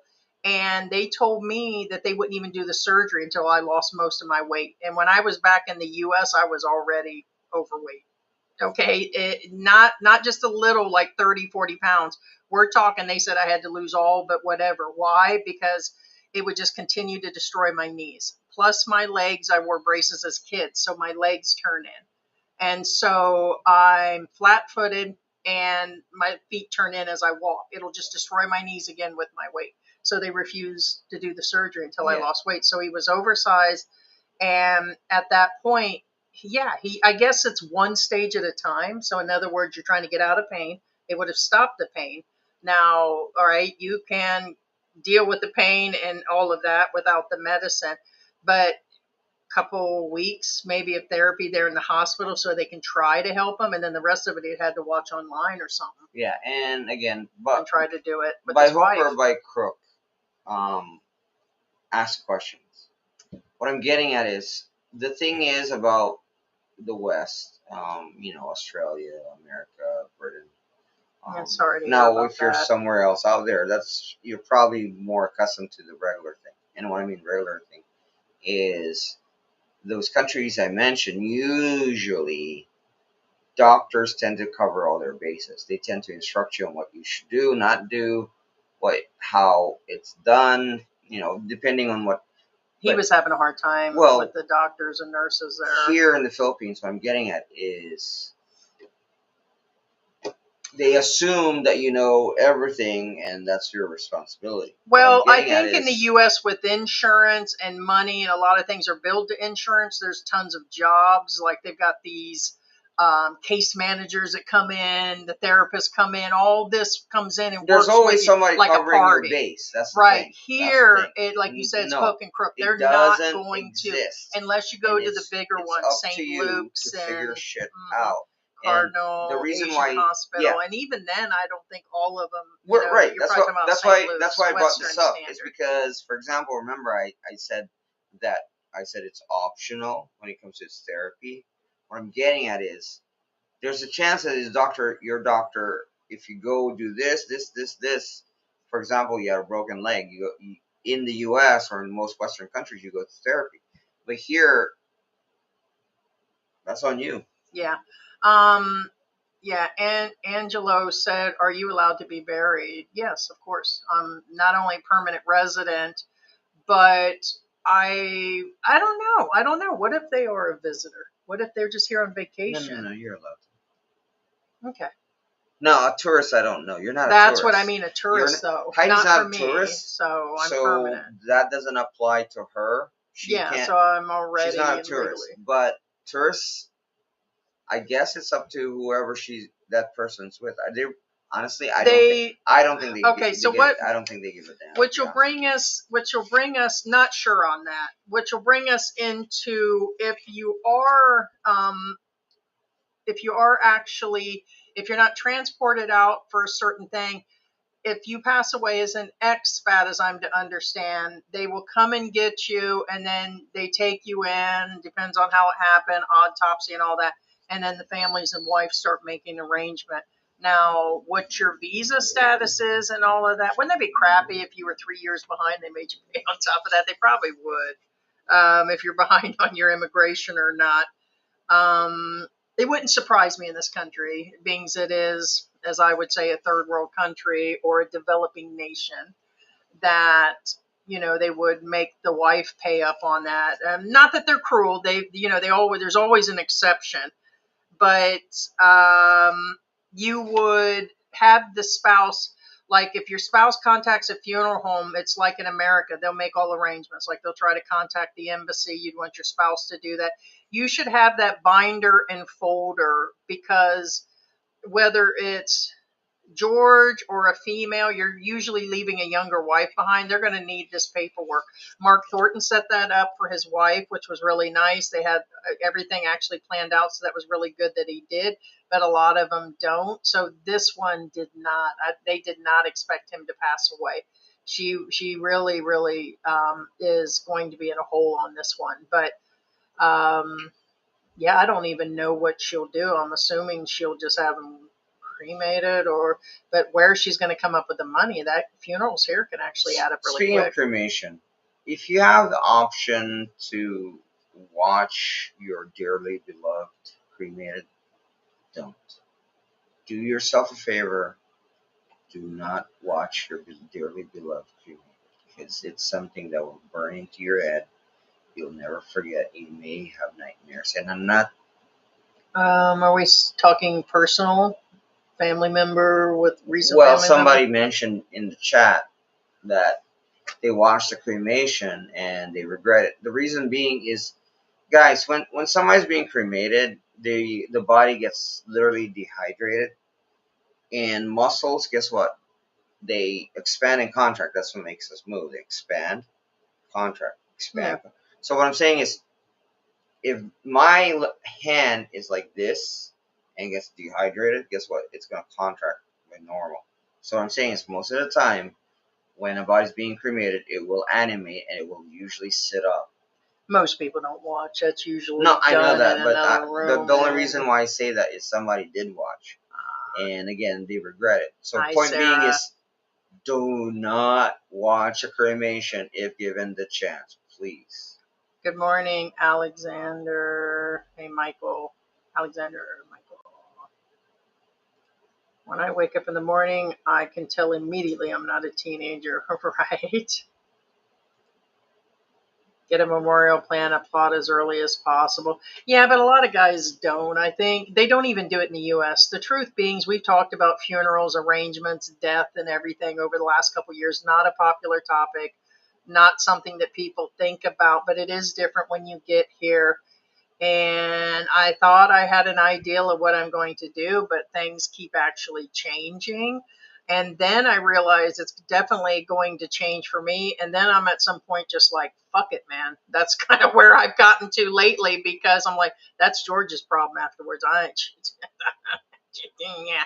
So because I'm plus size, the freaking body bags stop at size George. They might get up to, I've seen the length of one and it's still not going to be long enough. So what you all going to do? Put one on each head? And knowing them, they'll take 2 body bags and they'll put one at the top, one at the bottom, and they're going to use tape around the center of me, some sort of duct tape, because they're going to have to. And they just, and let me tell you what, the Filipinos, like I said, are becoming bigger. I just seen one again the other day, Well, and the she's world pretty is. good size, right? And The so world I is, thought, not just Philippines. I mean, I'm really good size, but yeah, I don't know what they would do. The same with me. I'm to be cremated. A lot of the facilities are not made for somebody my height. So what are they going to do? A magic trick or something, like, the person in the box holding nap? I don't know. So all of these things, I'm trying to find out right now. Starting yesterday, I asked a few of the places about it and no response. So I guess I should have left out, are you going to cut me in half before you cremate me? That was probably went too far. Well, they usually don't. So Yeah, and just real quick, again, somebody says Sumerian chicks were like good morning. existed during the BCE area, but no. I'm talking about the island of Samar. There is a place here. It's an island of Samar. I hope you never date a girl from Samar, because then I'm gonna know that you're talking of personal experience. Now, what I'm getting at is the island of Samar. George leaves Heidi and goes and dates a single mother from Samar, and the next thing you know, he is spread out all over What the I'm looking newspapers and at Facebook. is okay. Samar used to be a red zone, and now it's not a red zone. What I'm getting at is, I'm just checking to see if it updated. Apparently it did. But then again, you may go on a website that may say Samar is a red zone. What I'm saying by red zone is there's this um there's this thing called Red Zone Mindanao. It's a no travel zone. Now you may go on a website that may say Samar is a red zone, aka not a travel area. Okay. Oh no! I'm just telling them that Samar is a real island here in the Philippines. That there are expats there, but I believe last time I checked, up until now, it was a red zone. But right now I checked, it doesn't seem like it. And when they say red zone, it means tourists shouldn't be there. That's all I'm saying. Ruby's in the house. If he was in a public hospital, it's obvious that the funds will be limited, so it's up to you to provide needle supply that would be needed. Yeah. So the problem is the man is immobile, and the one runner is his wife, and I guess she was staying there because he constantly needed care, feeding, drinking, everything. So, and it's the last thing you're going to think about. You're laying there in bed in so much pain and everything, limited finances. So yes. And the truth is not all of us have a perfect retirement plan, not even close. So I could see that we would know that, but if I'm down like he is, half sick, barely moving situation, I don't know. Right now I'm kind of like this. If George would know to go get fresh needles or deal with the doctors or be tough with them or have them go through and communicate. I don't feel Filipinos communicate worth a shit. I don't think there's a lot of like testing, questioning things, arrangements, plans going on. That's where I'm at on this. I think you guys are smart. I think you have the book smarts. Somebody said here that it seems that the ones that come to America that go to schooling, they're book smart and all that, but when they go to apply everything, they're not so good at applying their Now, techniques. here's the reality again, and I'm not cherry picking or anything like that, but here's the reality. When you meet a Filipino in the U.S., he's already cherry picked. He or she's already cherry picked. What I'm saying is, most of the Filipinos you'll see in the U.S. are not your typical Filipino. So you cannot judge typical Filipino behavior because of them, because these guys are already cherry picked. Now, what I'm getting at is the best way to describe it, and I'm not downing my own kind. I'm not, because it's a plus or minus. The best way to describe Filipinos is you grab a person from the 1980s, you pick them up, plop them right now, and you look at them and how they behave and everything is in the 1980s. The end. What I'm getting at is they're not updated. Teenagers from the If 1980s you grab from a summer camp. a 1980 per Summer Filipino, grab them right now, throw them in the hospital right now. That's how these Filipinos right now will behave. Because See, to me, it's like they're in a summer camp, teenagers. no, from I'm the not 80s joking. And again, because this is not they against. know how to survive, put the fire together, Yeah. hand wash clothes, have a good time, They'll party, function. drink. They'll They function. function. They know how to get They'll by. function. But On the other hand, unless you're the exceptional side, correct. there's, I've talked to people. I live with George. Well, like I like I read tell these Heidi, expat forum you know. groups. I read the Reddits. I read books. It's just an overall Asian Filipino situation Right. going on. So would I trust George right now? Honestly, I cannot say that. If I was laying there in his same situation, I don't know if George would go and get those needles and be proactive, because Well, proactiveness is not it your dep- suit. Okay, that's All right. insulting, but whatever. All right, That's well. in your opinion. In our relationship, that's very isolated. However, point being is Heidi's downing me right now, this very second. Downing you? Yeah, that's a down. That's not a thumbs up. But anyway, point being is if you're at that point is if Heidi fact that she made that statement tells you something. What I'm saying, would. If you want to go there, I'll go there. Stop. I can stop. go there. So Stop. I don't know where you're getting at because you're the one. I'm not saying anything against you. Heidi, stop. Again, what I'm saying is if the fact that I'm not good enough as far as Heidi's standards are, according to you, I didn't say that. You're saying that. what I'm saying is Next time I'll say what I mean. oh my God. And this is why point I'm trying to make is I'm highly educated and I'm proactive. Thank you very much. I don't care what you say. I'm very point being is if again me educated everything. I'm not your typical Filipino. I'm not patting myself in the back. Heidi will not argue with this even at this stage right now. Correct. That would have nothing to do with it. No, it But does. when have you planned for anything? Does Did you plan for the plane tickets or other things? Because point being, if you get a typical Filipino from the road right now and compare it to me, Yeah, I'd be dead tomorrow. I get that part of it. yeah, thank you. But as far as you planning, you Heidi, don't plan this for is not things. about me. You made it. No, you made it about yourself a minute ago No, when you said that Heidi, I insulted you. you made it about me It's just because not all of what a sudden you it do. became a personal attack. No, it wasn't. No, you see it as an attack. I'm sorry that you've seen it as an Oh, attack. right. How often do you guys see me say anything bad about Heidi? Please. Why is that saying anything bad? I'm not saying you don't love because me. it is. But okay, When whatever. is it? No, You know what? you get offended. If Of you get course I'm offended going to get immediately. offended. Because again, I'm not Because you don't plan. Some people don't. Oh my God. Just Yeah. Okay. Oh, go ahead. Oh, just go on. whatever, Heidi. Whatever. So Again, you're the one who insulted me. I'm not even upset. Not, But you're the one who's upset right now. For no, some actually, some I'm not. strange You reason. are. And it's not even You're about you. deflecting on It's me. not even about you. It's not even In about the me. end, it'll I'm be saying, me. again, That's the bad don't part. think Oh, that Heidi you guys see insulted me right George. now that I'm not your typical Filipino. It's not pat on the back. Didn't say Point that. being, I said you I'm wouldn't not plan. talking to you. I'm talking to them.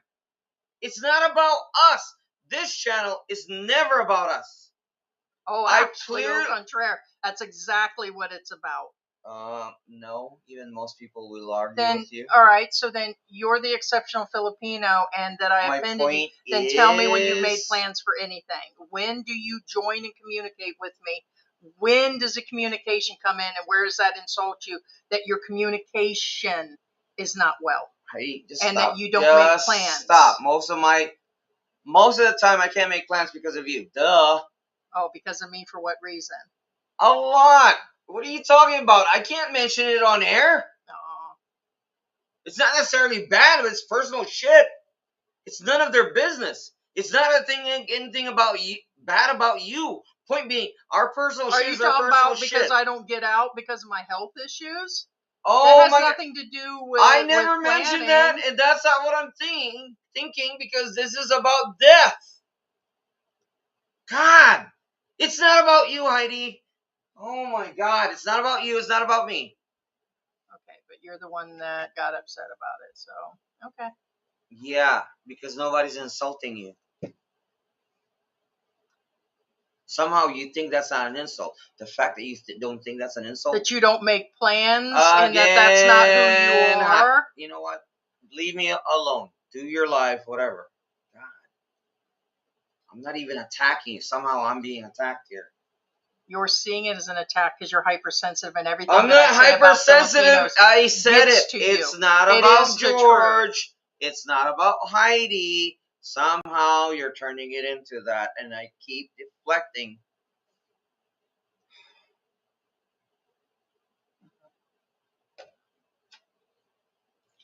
Are we talking about that guy with the young wife? Yeah, with the broken hip. He was in there for 14 days in the hospital.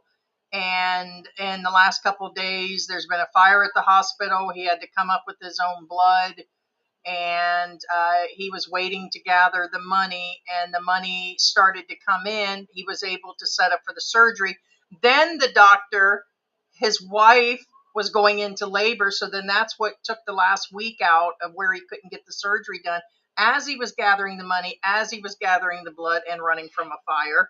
And then he passes away, as I'm to understand, during the surgery. So he officially had passed away on the 20th, which was yesterday here in the Philippines. So Yeah, Black Grandpa says a lot of bar girls come from Samar.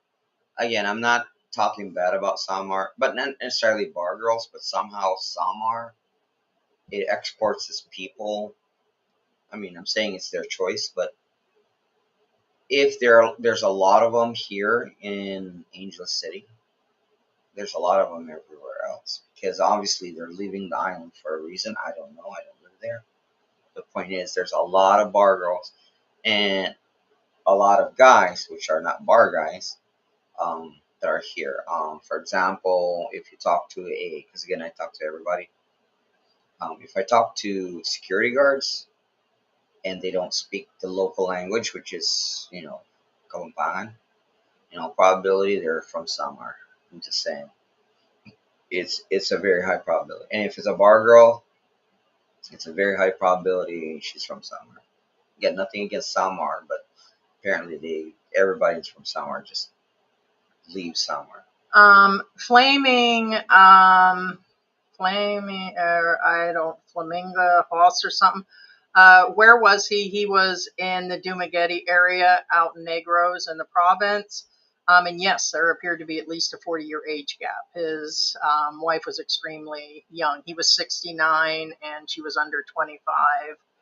So that's right, 40, yeah, 40 years. And he had married one or two other Filipinos over the years. One of them stayed back in Australia. We've been talking, me and this gentleman have been talking and trying to get him help and everything. It's the first expat that we've really went forward and tried to actually help and talk to and everything. Ruby said expats so broke in the Philippines, relying on public hospitals meant to serve poor Filipinos who can't afford private hospital. Complaining is really too much, in my opinion. Nope, I get that, Ruby. But it could happen to anybody. And anybody who has their fortune wiped out while they're over here, which happens a lot to expats that did plan, this could happen to anybody. So I would just hope that you have a ton of money to get through all this and insurance and plans. Because if you have something, your husband has something, there's an emergency that you'd have to pay back for in Australia, house gets wiped out by a typhoon, it's always a possibility. So unless you've got millions and millions of dollars to plan for multiple things that go wrong here in the Philippines, it's costly and death is a problem here.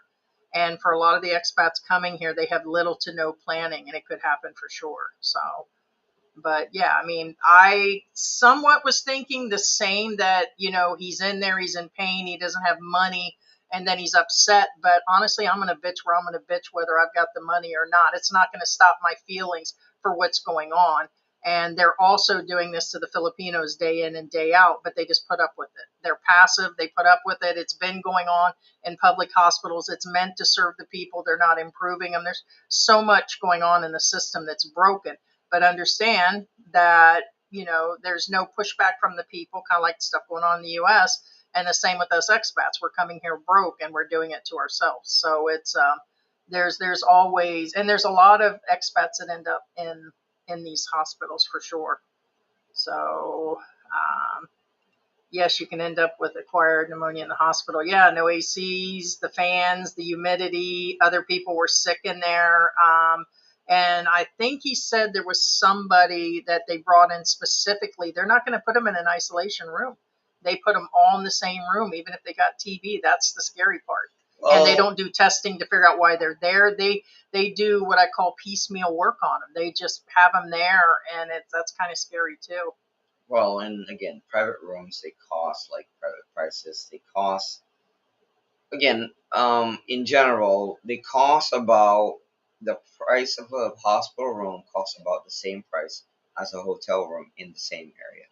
Just so you guys know, that's the cost.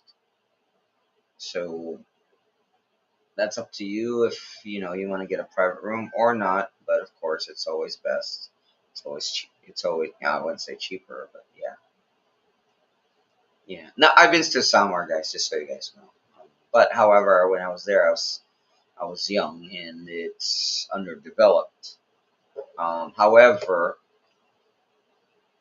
if you're not used to living in the boonies, don't live in Samar. And the only reason why I say this is because even if, for instance, like here in Angeles City itself, Angeles has provincial areas, believe it or not. So what I'm saying is, I know, right? It's an irony. It's a city, but it has provincial areas. Well, then, if you don't understand that, then obviously you haven't been around in your own city, probably, because there's always, what's that? There's the urban areas, which is where we're at, or the rural areas, which is the provincial areas. And I'm talking about, there are rural areas in Angel City, and what I'm getting at is, there's more rural in summer, and even if you're in, for example, Angel City, here's the thing. Now, Heidi, okay, we experience brownouts here. Not as much as the rural areas in Angel City. But here's the catch. If you're in the heart of Angel City, you experience less brownouts, get it? So it's kind of like, what I'm saying is, that's a very basic necessity, electricity. If electricity itself goes on a sliding scale depending where you live, what more of an isolated island? And that's what I was getting at. So what I'm saying is, if you can't live in the boonies in the West, don't live in Samar. Bookham, Dan Openay in the house. Good morning. They said disagree. Not all expats are not prepared. No excuses. Be prepared. Expats do not rely on expats. We prepared, not ignorant. Be responsible. Sound like you're in a group with a bunch of other people in here. And not all of them are. Not all of them are prepared. A lot of people got their 401ks. We've had this full discussion. Well, even if you are prepared. I didn't say everybody. I'd probably say 2 out of 10 are. Because all the rest of them, just because you see them spending at the bar or they bought a house and all that or did something, it doesn't mean they have the savings. Well, even if you are prepared, again. Give you a great example. Old dog. He's probably one major medical bill from something slipping out from under him, even if he's got a couple thousand coming in a month plus YouTube. What I'm saying is that there is a level of what you need to be here, and it's never going to stop people from coming here. 2, maybe 3 out of 10 would be a high guesstimate of people that prepare right. A lot of them come here because their stuff fell through in the US on retirement. The cost of living is causing people now, officially in the last year or two, it's the cost of living no matter how it is. They're taking little to no money and they're leaving and coming here. Then you got the other portion where they're just coming here for the chick. They already invested in the house. They've got a couple thousand in the bank and they come on over. It's a lot of money. Their Filipina will say, hey, that's more than enough. Yeah, because that's a ton of money to them.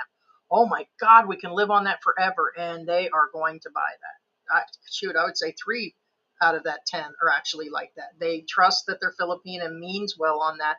They come over and then they fall. You got the others that end up sleeping their lives away, drinking their lives away, out with the chicks, come here to have a good time, and they don't care what the fallout is. Little blue pill, tons of alcohol, and a bunch of street food, and eating out, hitting these bars, and that's it. So yeah, you get these smancy expats that come here, and when we say you can't do a business, then you'll see that they do a business, and don't bother buying a house or building a house. They build a house. All of it is a possibility, and we're real proud and happy that your retirement turned out like that.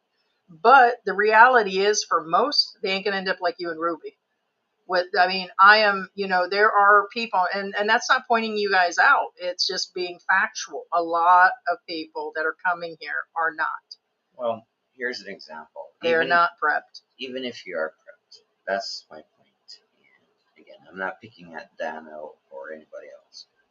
What I'm saying is, for example, Hey, Magnum. is even if you are prepped, here's an example. Let's say you got hospitalized for whatever reason, and even AU. I mean, I'm talking about AU. AU has its own pharmacy, whatever. Let's say you broke up with your wife, your girlfriend, whatever, or or if you're a woman and you broke up. Well, point is, if you broke up with your partner and you're there alone in the hospital, I don't care how prepared you are. If you don't have a runner, you're screwed. Because even AU, guess what? Their pharmacy is limited, and if the medicine you need is not in that pharmacy, they're not gonna go get it for you. You need somebody, a runner, to get it for you. So you can have all the money in the world, unless you have somebody there for you, and you're screwed. And the nearby hospital may not be the one you're wanting. So for all of you out there, like That's what's his another name thing. went to ACE, that's only a so-so hospital. So it's just like, would they end up in a small hospital for anyways? And Ruby, if some expats end up homeless in the Philippines, that just means they would have been homeless back sooner than the Philippines. Not true. So Sorry, when you come here over to Asia and you leave your country, you do usually need some sort of plan, and you need somebody, and you need to bring some form of money. If I was back in the US, I've got tons of family and tons of friends that I could go and live with if I was there. If something falls out, I had more than one backup plan. Then I spent a ton of money getting ready to leave. Then I spent a lot of money in Mexico. I burned through my money trying to get to Asia for retirement. And now I'm self-pay on medicine. So for expats, they usually have where they sold their house, but then they spend the money on the woman, or they spend it drinking or traveling Asia.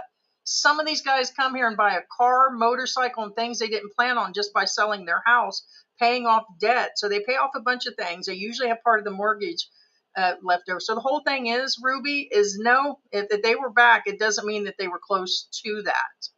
Now, there are some guys that can't afford to live there, okay, and there could be some that are like that. But I would say for the most part, they had something going on. I think a lot of them fall apart once they get over here. A woman, they lose track from their banking. The last couple guys on Carrie's channel just lost track of their banking. They haven't been able to get to it for 6 or 7 months. So it doesn't, the guys that end up homeless here are usually because their woman, something happens, or they get caught up in a scam. It's just where it is. Yeah. Now, also another thing, I've said this in. So I would disagree with that. Yeah, I've said this in previous lives. It doesn't matter your personality or whatever. It doesn't matter the personality of your neighbors. Go out, talk to your neighbors, say hi to them at least once a week. And I say this because I mean it. And when I do. I talk to my neighbors for whatever. Hey, how's your plant doing? It looks good. I'm not making this up. I do. Now, the reason I do this is not because just to make human relations. Is also, it doesn't matter how much money you have. If you were walking down your driveway and you slipped and broke your hip, It was my neighbor that came for me. right? If there's no neighbor, you're fucked. It doesn't matter how much money you have in the bank. Your bank's not gonna come over and help you. Your Wells Fargo guy isn't gonna fly over here. Your, Allstate, doesn't matter what insurance you have. Nobody's gonna magically show up and help you. Yeah. It's your neighbor. Yeah, nobody plans for death because everyone thinks they have more time. Here's the thing. They don't plan at all. They plan for buying a house for their girlfriend. They plan for how they're going to get around Walking Street and Angel City and go to the malls and hang out with the dudes in Dumagetti, how I'm going to meet up with Old Dog, how I'm going to meet up with Sunshine Shoulders. They got all these vlogging plans because every other guy is a vlogger now. No problems. But you all got plans for that. You can afford your DJI, all these other things, but they never, DJI drones, DJI, all their expensive equipment, several of them. And then they don't have a fucking plan for medical. And honestly, that's a lot of us. Mine was just to deal with it one thing at a time and to fly back. Now, I want to let you know, I got rid of my other part of Medicare. Michael Onstad said that most of them cancel.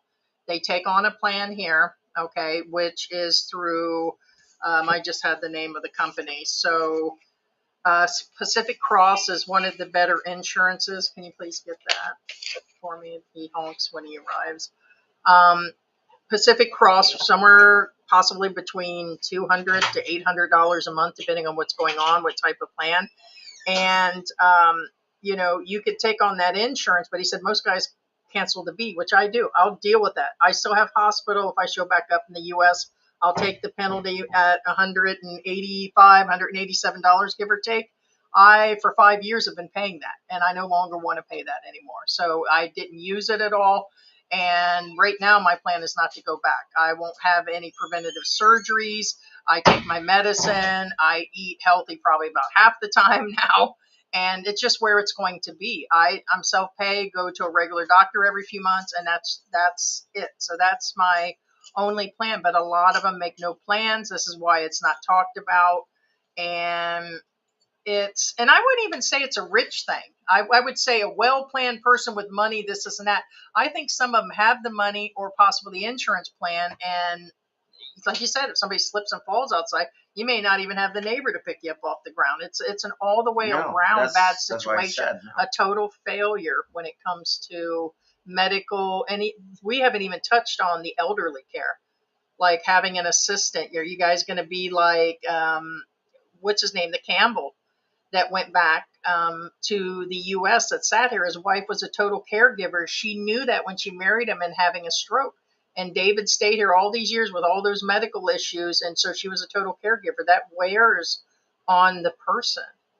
So a lot to think about, but it's not going to stop people. Just like all the other problems, it doesn't stop them as far as, it's kind of like me when I get the one-track mind thing. It's like, oh, we're going to the Philippines, and then it's just where it is.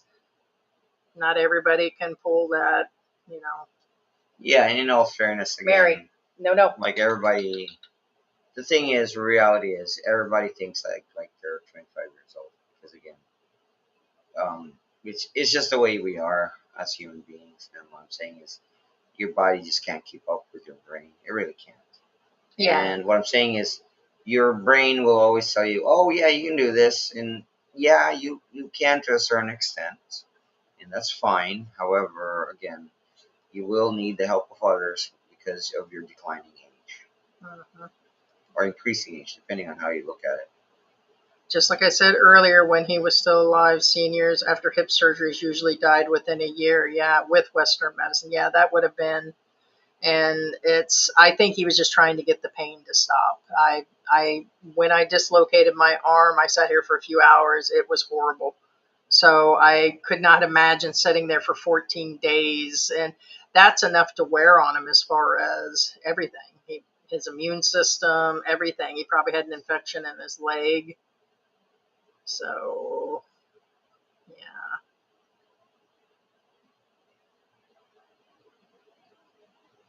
No, I mean, yeah, no, I mean it makes sense. And again, usually when you break a hip, Yeah, usually you don't last much longer than that. what you And talking again, about, Willis?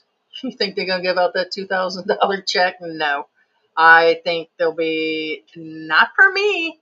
They talking impeachment now, so it's well, all over the news. again, So a surprise, the surprise. 2K check, first off, it should never be released. Again, it has nothing to do whether Democrats or Republican. Point being, is America cannot afford it. It's There's at simple. least It's 10 very or 15 simple things that are economics. 100% not a Democrat, not liberal, not white wing, red wing, blue wing, that were impeachable offenses, again, that he has done. So, and it's not our opinion, my opinion, it's facts. These are things he's doing without full Congress, and there's everything going on. So it wouldn't surprise me, and I'm sure he knew it was coming. But in the meantime, the family's made a ton of money. He's done some good, and the rest of it has gone. It's like circling the drain. So now you're just going to see all kinds of stuff the next 6 months. So, always interesting though. But them checks ain't coming. They should. Yeah. No, I don't think so. I don't- wore braces on I my don't- legs as a kid. Sorry. I bought one with me coming here. I purchased a new one. I had the shoe inserts, and I wore the what do they call it? Something brown was the name of the shoes. Had a little puppy on the box or something, and they were special shoes. And then I had the inserts, and I had where my feet. I even had little braces on my legs, so my feet turned in really bad. Is it cleft or not cleft? They got a name for it, but Clubfoot. yeah, clubfoot. I got cleft. I got cleft as in the foot, club foot. So I couldn't get it out. So yeah, and so it just.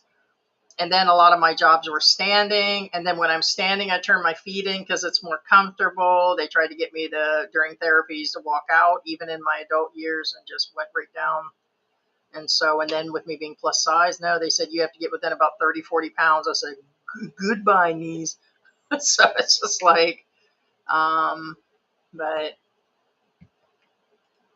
public government hospitals implement zero bill policy for indigents, but I don't know about expats. They did for him. They said he had to pay for the parts, so maybe in the recovery, but they weren't going to let him live in the hospital for the next couple months. I'm sure he'd have had to come back, and they probably would have told him to go somewhere with the therapy. So Well, indigence is a different story. I mean, those are, for those of you who are unaware, when Filipinos say indigents, they're talking about the negritos. The negritos are the negritos, the belugas. They're basically the Philippine equivalent of American Indians. That's what that means. And that's very true. Sad. This is why to put health on expats to save me is embarrassing. And I'm sure he was. He said it was. Will or not let this happen. I will not put my wife in the position. Don't listen to expats. Be prepared. Oh, that's them trying to get out. I don't know if you guys can hear that. When the neighbor's trying to get out the gate, it doesn't come open. They've got to pretty much kick it open. But no, that is true. Planning and having the money and prepping in advance would actually save a lot of that for sure. Like I said, when my brother died, he was kind of tall and big, so the funeral, I had to make a custom coffin. Yeah, it's going to be the cremation thing and the body bags that'll be a problem. So unless George goes away on a permanent vacation and I just turn to soup in the bed and then they can just ladle it in, the humidity will probably do that. Or maybe the cats can just eat me for one last meal. If all of a sudden I've got 30 cats around, it's the end of time. I seen this guy that said that he had this yellow cat that started picking on his black cat. And he said that the cats can smell when death is coming. And they said that the cat turned on the other cat and was biting him all the time. And then he turned out, he's like, I had a bunch of tests. There's nothing wrong with that black cat. That orange cat was just being an asshole. But Yeah, we'll just get more cats, and then there could be a big Thanksgiving feast then. But yes, most countries being plus size here, just not sure how it actually works out. No, he actually swole up. He was a plus size guy, but he wasn't like that when he entered the hospital. He was definitely having organ failure and pneumonia, and he was just holding on by a thread. But I think he just wanted to be out of the pain, and he didn't care. He's kind of like me. He had a one-track mind at that point to get through it, and that's where I would have been. I'd have just been pushing, even if it meant death. So that's where he was. So Well, not to mention, again, since Heidi mentioned it, the thing about part of survival, this is not a myth. The will to survive is a real thing. He already gave up way before the operation. He didn't want to move on anymore. He's done. He was ready to pass on, and that is a very contributing factor. You can talk to all the doctors in the world for all I care. Point being is they'll tell you there are some fighters out there, and there are the ones that give up. The ones that give up, they're gone. The ones that fight, they probably are still here. Ruby, I said his doctor in the last live stream. I said it was his doctor's wife went into labor. So I guess maybe that might have been a time I skipped over saying the doctor, but I was saying the doctor's wife had his wife went into labor and they put off the surgery, not him. So yeah. So as far as I know, there were no kids. His wife hasn't had any kids. Yeah, I doubt she made bank. So the GoFundMe was at 1,800. The surgery was 4,000 or 5,000, and the bills had already added up. So no, she's definitely going to have to pay something, or they definitely paid in advance. So my guess is it was already transferred, and his sister helped him with it. So no, there's not going to be anything left over on that for sure. So yeah. If he has married a few times, sponsored them to Australia, divorced a few times, yeah, he could be banned by Australian government, sponsor another Filipino partner. Yeah, so it's possible. He's been here. I think he said only one of them was there, so he only took one of them back, never did it again. So that's the one child or adult child that's talking on his page now is the one that made it back. So the other one is here and then her. So he's got two of them that are here, but he officially divorced them back there, but didn't take them back. So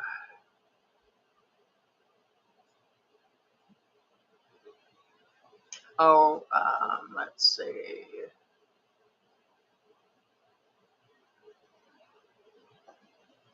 Nope. And Bookham said no excuses about not being prepared. Get real.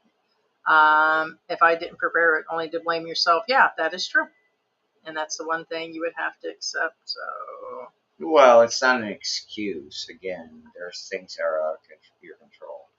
For example, I know Bukandano has a partner right now. There's no guarantee that even your partner is going to be there tomorrow. And I don't mean that in a dark way. What I'm saying is a lot of things can happen. breakups. They can break up. She can pass away. She can go move, like say, for example, all of a sudden, family issue, move away, and won't be in an area where they can't keep in touch with you. Again, it's not about what So I'm many saying things is change over the years. We've been no. here 5 Heidi years. wanted to actually talk about this because she wanted to talk about Murphy's Law, and everybody is old enough here to know what Murphy's Law is here. If if things will go bad, it will go bad. Whatever, yeah. Whatever can go wrong will go wrong. And again, Even with plans. even with plans, correct. And that's why I even say that one of the best things that my boss taught me is George, always make plans. Most of the time they don't work, but better to have a plan than none. What he's saying is at least you have a map to know what to do just in case. And even point being is you can be prepared for everything and things can still get derailed no matter what.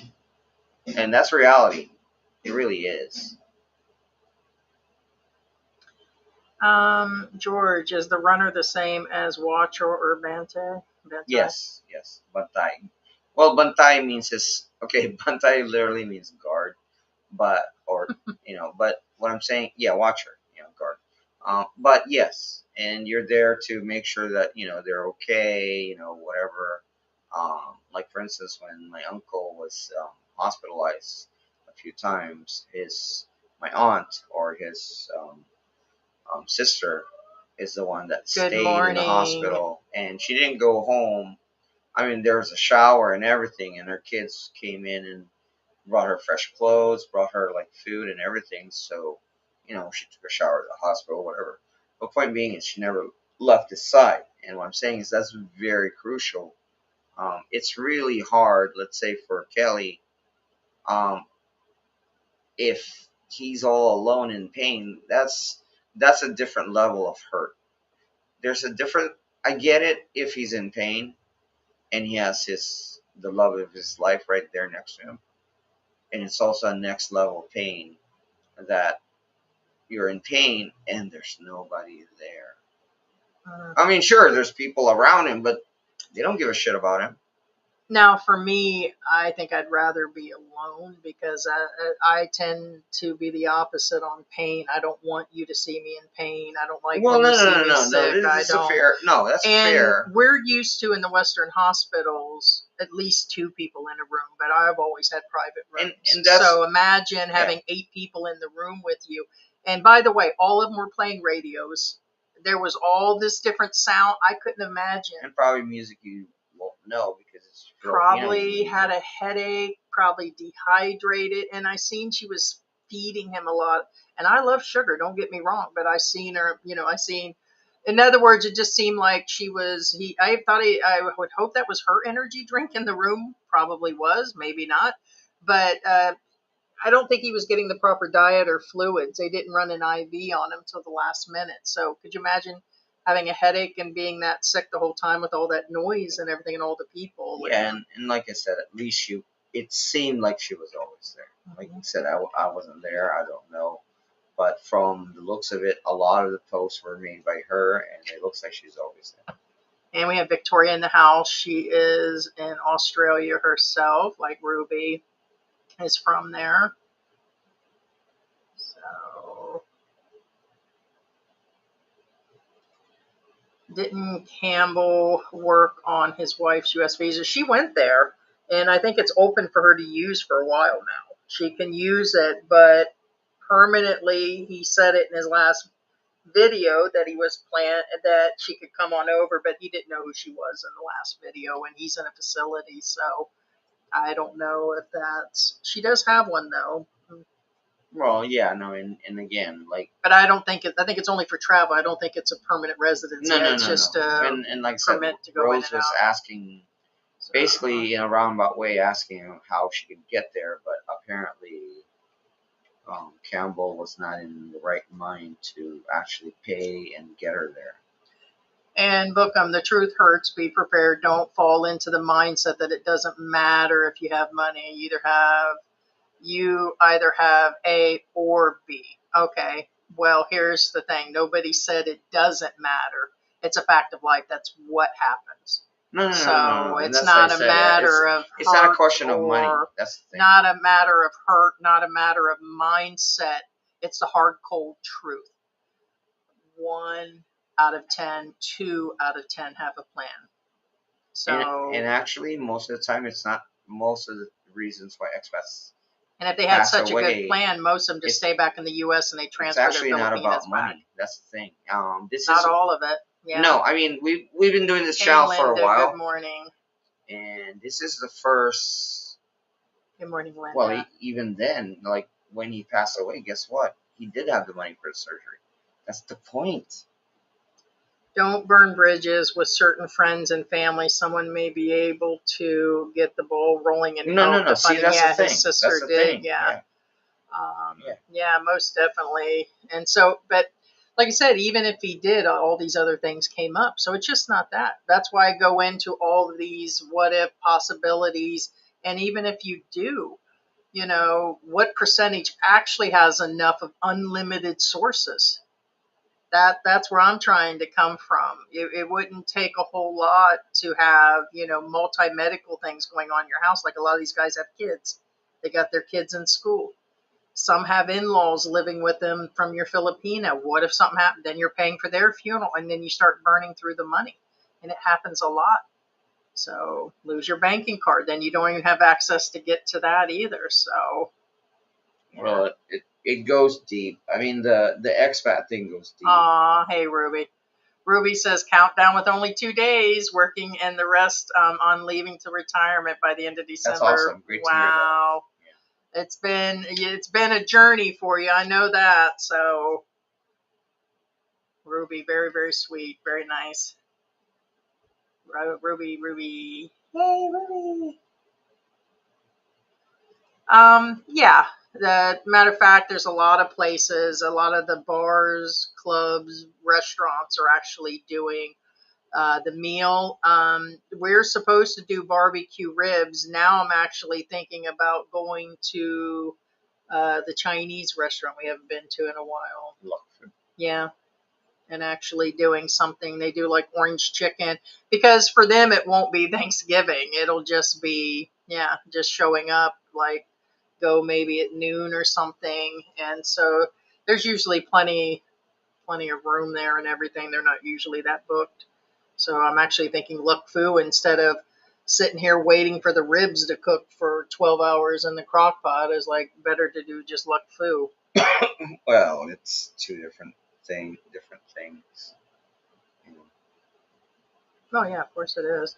So, as for Kelly's daughter, I believe she had contacted the Australian VA embassy and shared his GoFundMe on any media platforms or even military pages. He may have had a possible somewhat chance. No, Yeah. he did. Yeah. But well, according to him, his wording is that most of the people he didn't have contact with. I know he said that his sister, but to me, he said he didn't have people. So I had not heard of the daughter, or nothing showed up on his page, any comments, no, hey dad, whatever, until he passed away.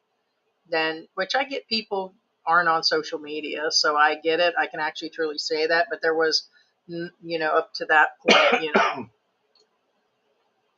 Oh, I forgot. In severe medical situations, his daughter or wife, through the stress, may not have thought to reach out to certain platforms, government office. Yeah, would have been, yeah.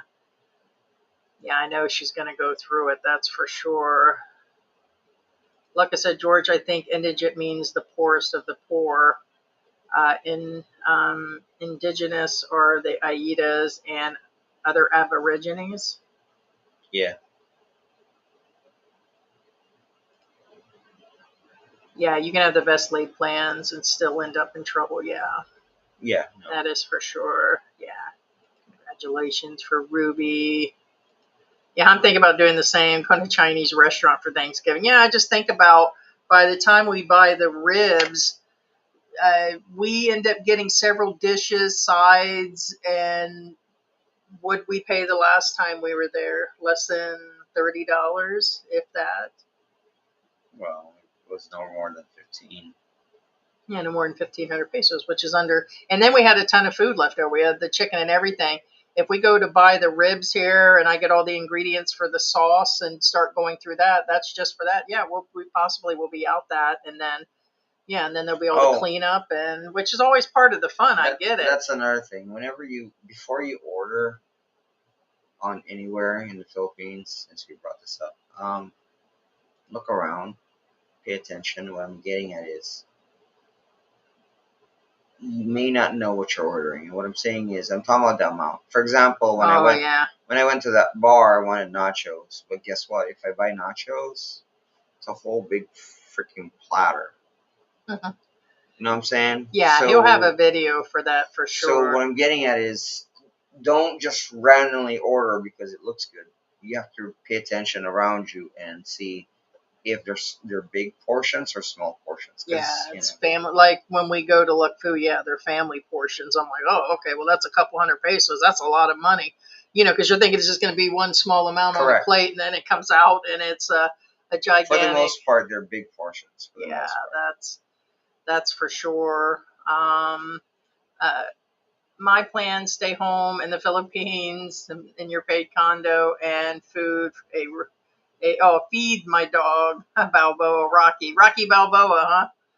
Yeah, I'm gonna let the cats nibble on George for a little bit. My newborn is with your girlfriend. Despite all the negative and drama from the expats, this is the best move we made to retire here. 2 months already, baby Grace. Oh, baby Grace is 2 months old. Aww. It doesn't take long, yeah. Still thinking where to celebrate your birthday next month. Yeah, I'll send that to you, Victoria. Yeah, most definitely. Both him and his wife are public and everything. So, got heaps of travel plans all laid out for the next 3 years. Be on the road traveling. A lot of places to go, most definitely. So, guys, we're going to wrap this up.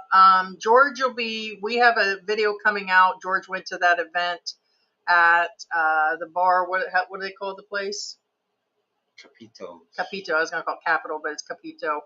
And so we'll have a video coming out probably next week, but there'll be one coming out tomorrow where George went to the gas station and everybody at the gas station was disabled. So it was all based on employing,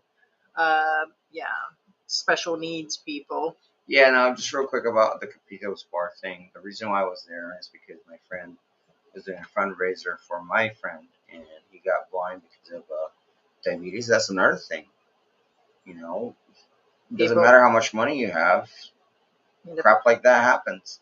Or end up on dialysis. Right. A portion of people do, and then they're paying for that out of their pocket, which could really sink the boat. So it was a fundraiser, and since he's a musician, the Musiqueros, Abe Musiqueros, which means Musicians United, they put up this fundraiser for him. They do this for everybody, and what I'm saying is, the guy who went blind, he actually does this for other people too. So it's just kind of like a twist of fate that they're doing it for him. And there were over 30 bands that were playing that night, and they played up until like 3 o'clock in the morning, like one band after another, one band after another. You know, some playing Megadeth, some playing Beatles, you name it. They sang it. Different bands from everywhere. That was interesting. Yeah, they were performing and everything. Yeah, I was just looking to see if he had any updates on. I was keeping in contact with another friend that knew him, William, and no updates. Got his bike going and got him a new jacket and everything, but yeah, we were waiting to get any updates. So I will send that to you, Ruby, and get you that information. And thank you, everybody. A sensitive topic, and wanted to cover that instead of covering it tomorrow. We'll get that video out tomorrow. And thank you so much, Raymond. We appreciate you guys being here. Now, Raymond, real quick again, for those, as far as if you can donate to my friend again, I'll look into that. Only reason because he's Filipino, and the rules are different for Filipinos. I don't think he has a GoFundMe because I don't think we're allowed as Filipinos. However, I'll look that up. Okay. Yeah. So. Yeah. Now, our top commenters for the day are, it's Raymond. Thanks so much, Raymond. Raymond's number 1. Number 2 is Ruby, and Luca is number 3. Thank you so much, guys. We appreciate you so much. And again, hopefully you guys are well, and hopefully you will continue in good health. God bless you.